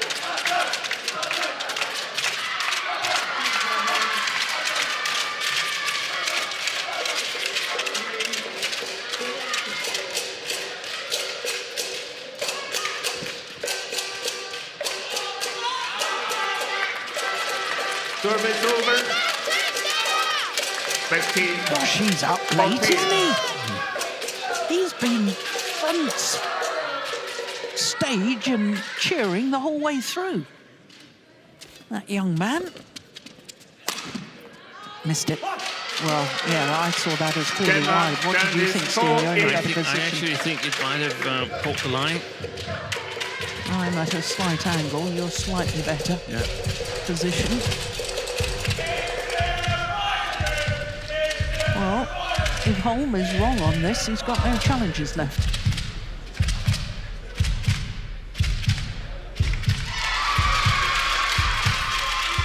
Oh, you were right, John.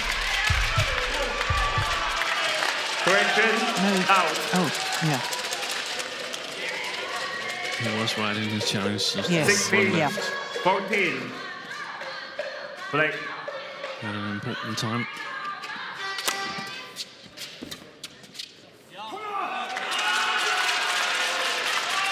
We talked about short rallies in the men's doubles. 14. Certainly also been short rallies.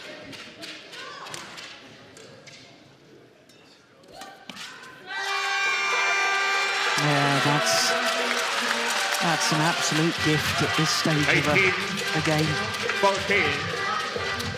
Error on the return of serve. Simply can't afford that.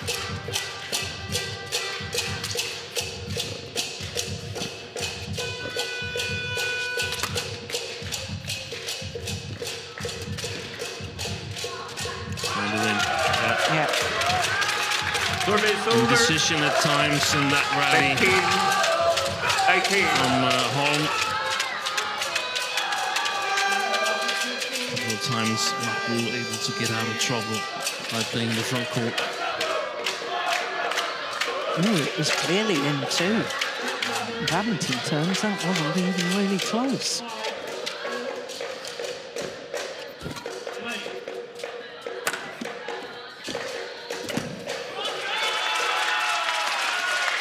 Service over. 19-15.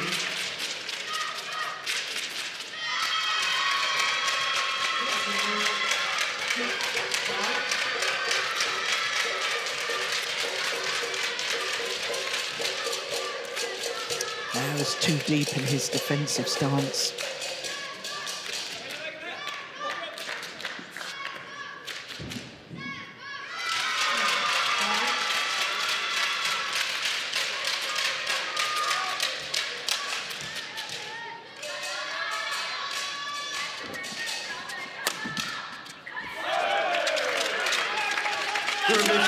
Nice attack to hit there from Makboul.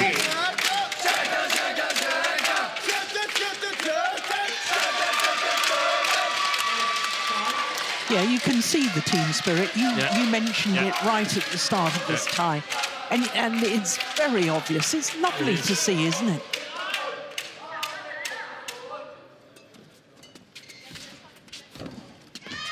Oh, that's a pity. Service over.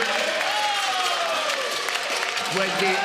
That challenge at 15-14, that proved very, very significant. Think about it, if we hadn't had the instant review system. Absolutely. It could have gone a totally different way. Game point opportunities. Deception. One of the best forehand deceptions I've seen, I think. 20.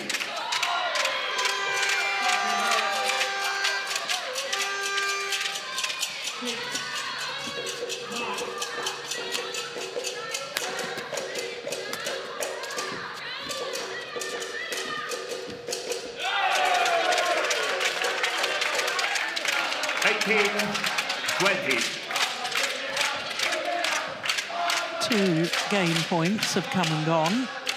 Another two remain for Denmark.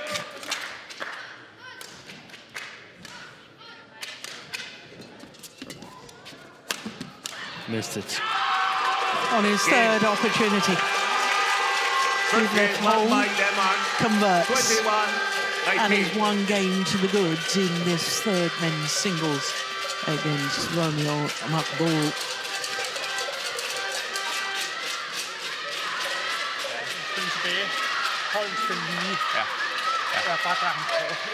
Nej. Og så skal de have højden også hver gang, ikke? Det er kun, hvis vi står hernede, så kan vi ikke bare smække den op. Altså, så kan han sagtens komme igennem, ikke? Men er vi okay på den, og vi bare spiller med højden, så kommer han ikke igennem på dig, vel? Ja. Og prøv, det er godt løst, ikke? Vi skal ikke have en forventning om, at vi kommer til at spille vores bedste badminton herinde lige nu. Det er overhovedet ikke det, det handler om. Det handler om, at du er skarp op i pæren hele tiden, ikke? Hver eneste gang, der er et eller andet lort, så smider vi det, så er vi klar igen til det næste, ikke? Ja. Der var meget. Hvad? Der var meget. Ja, men det er det, ikke? Det er den der op. Stadig spiller vi lidt fart ind, stadig klar herude, ikke? Vi kan sagtens også spille den ind i midten og ligge og søge lidt på den, ikke? Spiller han så til forbanen, og vi kommer... Ja, maskeringer hele tiden. Ja. Altså, der er jo selvsikker i de der tryk. Ja. Always turn the wings, really. He's not good on the movement like this one. Yeah, he really struggles a lot. And then you go forward, step forward. Always the movement. Okay, always with the left, the movement. Just follow up, go to the net, be aware of the net. Yeah? Take the initiative at the net. That's most important. Be very able with yourself. Sometimes the flip, sometimes a bit outside. You can do that. And then you go. Got 20 seconds. Okay? Got 20 seconds.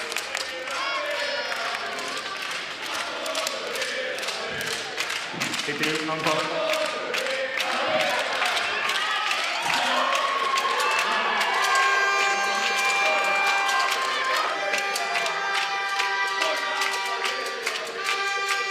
Taking it.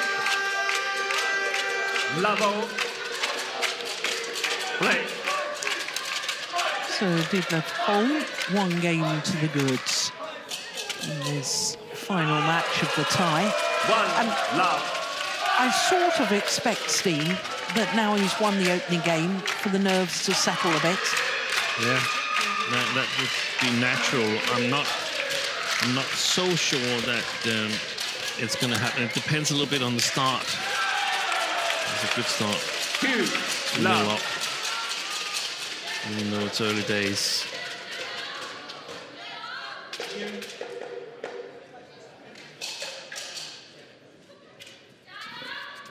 And he said, see, he likes to go back. Yeah. Makboul, and there's some openings, and that was what Oliver Pongratz was talking to him about. The net game, have to go forward, have to try and take control of the net. But Vittinghus and Holm discussed it in between them that if something bad happens in terms of bad shot or bad movement or great play by Makboul, then leave it and get on with it. And the reply from Holm was, yeah, but there's just a lot. That's not so good. And it shows how psychological it is. Yeah. And Vittinghus trying to get him to focus on the positive things. But it's so natural to focus on the things that are not working. Love.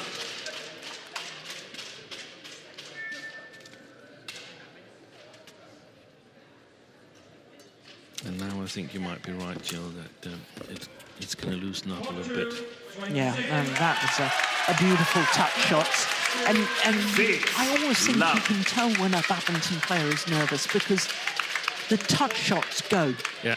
And now he's found his touch, it shows to me that he's relaxed a bit and isn't so nervous. No. There's at least one extra game. If this is, that's exhibition style.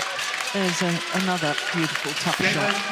Nice and early on the front court, and Makboul really needs to get into desperation mode now. Yes. Got to make something happen. 7-love. It's a lovely backhand. Nice. And the thing that he has these nice attacking skills. 7. And also the deceptions from the front court, but he's not sort of like targeting the net. He's not keeping the net. He's not focused enough on the net. Shows me that he's probably been practicing against too weak opposition. It's not been necessary for him. He's gotten the what happened there? He's gotten the lift that he wanted too easily throughout the past, maybe the early years of his career. Look at that. That could have gone wrong. That looked as if he was about to twist his ankle. Yeah. Yeah. And it's panning out as I expected. Yeah. And what an astonishing difference it makes. Yeah. That you suddenly get confident and your opponent gets a little bit disheartened after losing the first game, perhaps.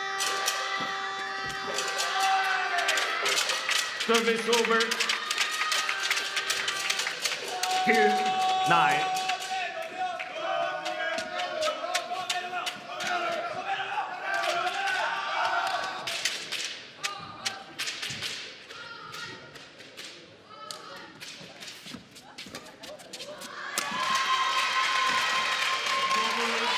Just wide. 3-9.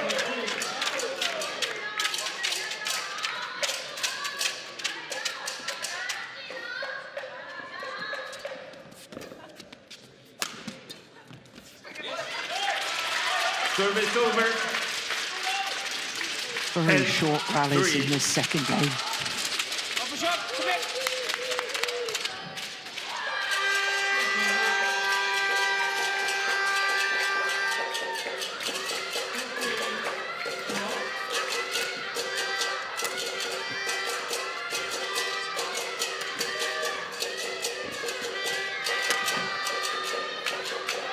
Yeah, that's well wide of the line. Service over. 4, 10.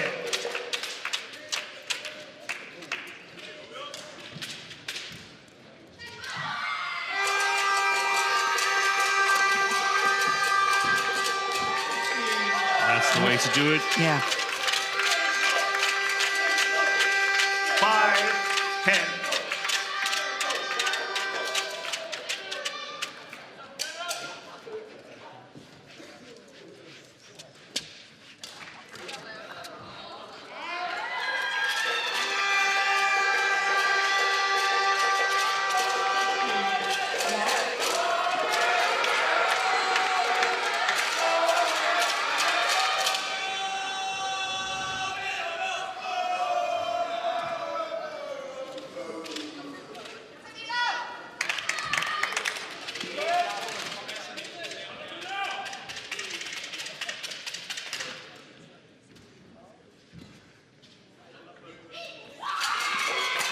Oh, nice backhand.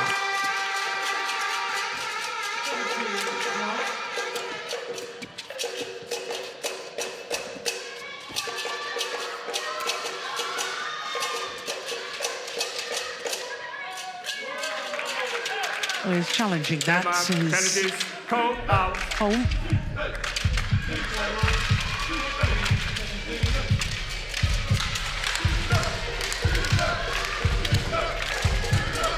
One score, please.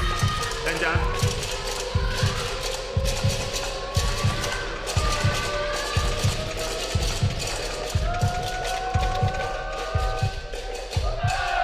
And he's wasted a challenge. Challenge is successful. One challenge remaining. 6. Working his way back into this one on Makboul was down 7-0. Play. It's also down 9-1. 9-1, wow.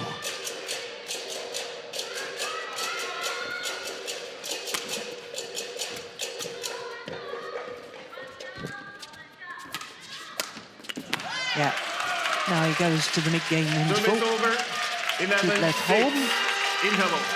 And it's a 5-point advantage, 11-6 in this second game, having already won the first.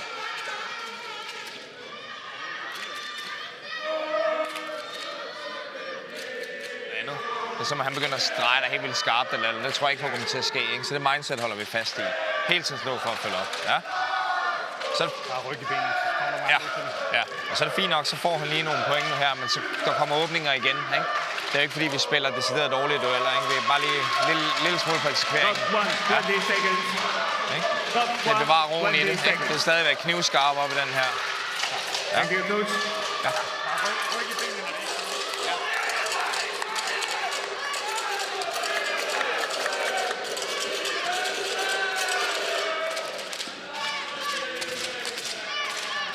11-6. Play. So 11-6 as play resumes. The advantage with Denmark.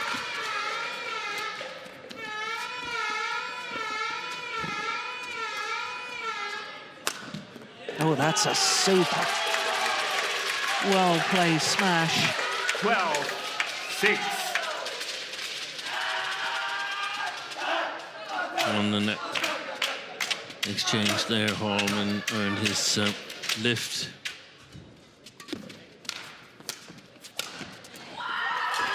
Yeah, good angle. 13-6.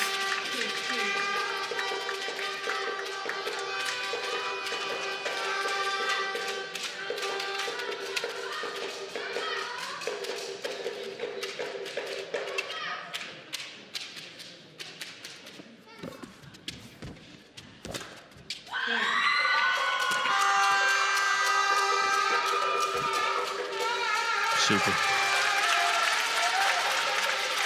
14-6.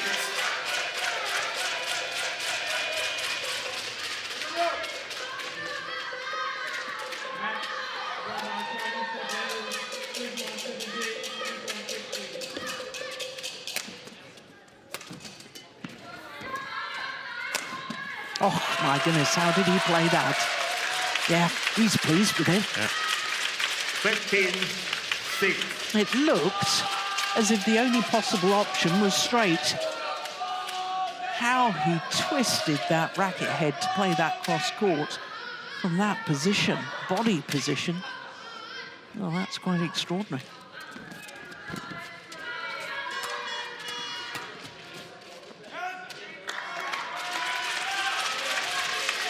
Six straight points. And it looks like the opening of the game now. So Yeah. it's funny that there was this little period where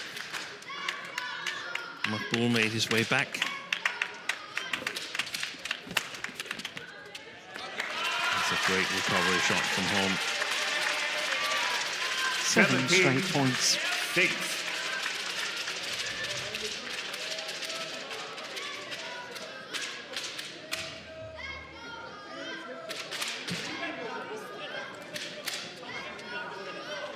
Get ready.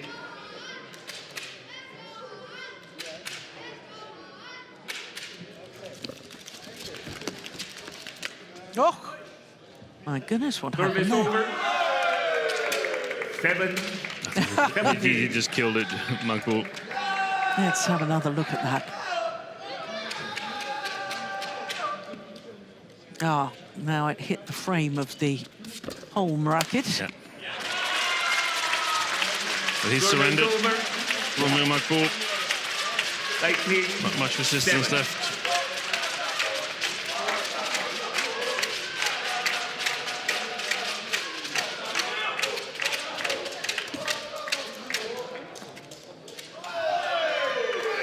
Denmark challenges court. Well, if he's wrong on this challenge, he's got no challenges left. Well, I think he is wrong. Well, he's already handed the shuttle back to his opponent.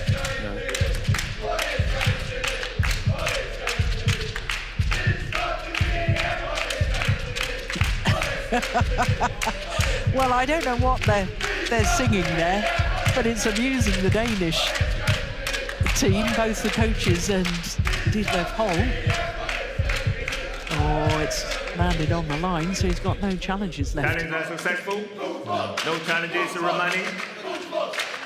Service over. No, they're mocking the Danish football team. The Swedes are shouting, "We're going to the World Cup, and you're not."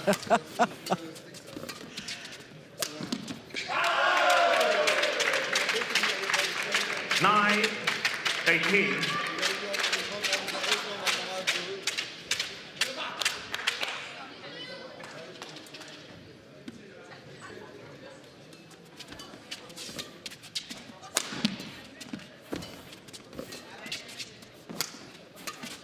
Good shot.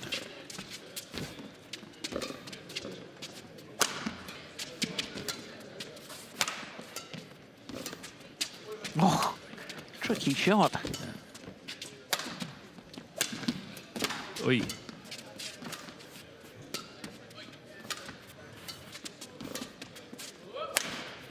Nice.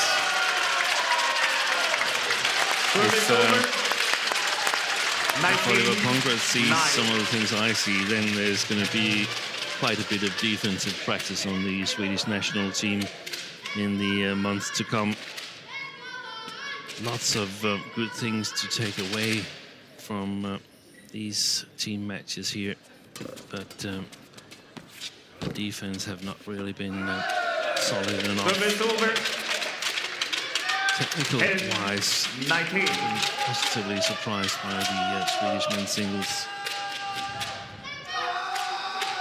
Yeah, and you must be impressed as well by the men's doubles pair, Axelsson and Karlborg. Yeah. They played exceptionally well. I know the Danes weren't at their best, but that was due to the Swedish combination putting pressure on them. exactly. Match point opportunities here for Holm.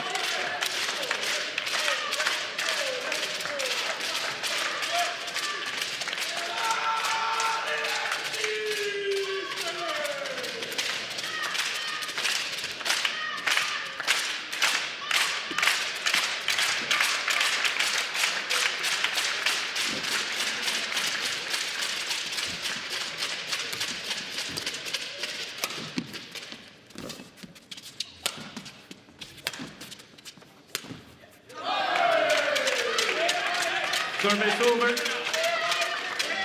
11-20.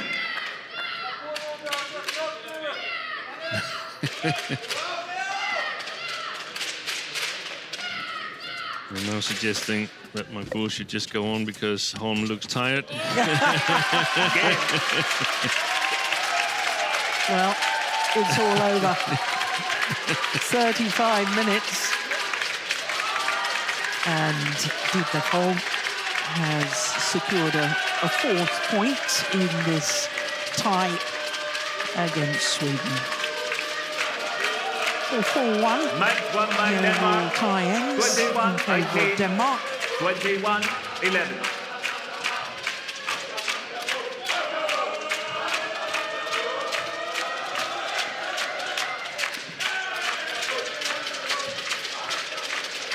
And this concludes the matches of the night. We ended with the tie between Chinese Taipei and Canada, on the score of 3-2 for Chinese Taipei, and the tie between Denmark and Sweden, with the score of 4 for Denmark, 1 for Sweden. Thank you all. So their confirmation, 21-18, 21-11, 21 in 35 minutes, I beg your pardon.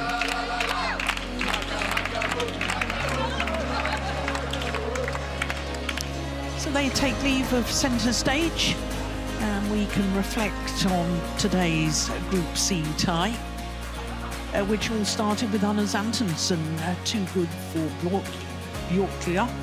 Then in the men's doubles, Astrup and Rasmussen, the former world #1s, only needed 23 minutes for their victory. Johannesen beat Linell in 2 straight games. Then it was a moment of magic for Sweden, with Axelsson and Karlborg beating Lundgaard and Vestergaard in 2 straight games. And as we've just seen, Holm making it 4-1 in the overall tie. Well, more group action tomorrow, and 3 ties once again. Will start at 8:30 in the morning, and it's Thomas Cup, China against Canada. Then it's Japan against England, also in the Thomas Cup. Then Steen and I will be back for the evening session starting at 6:30 local time with Uber Cup, Denmark against Ukraine. See you tomorrow. From all of us here, have a good evening. Bye for now.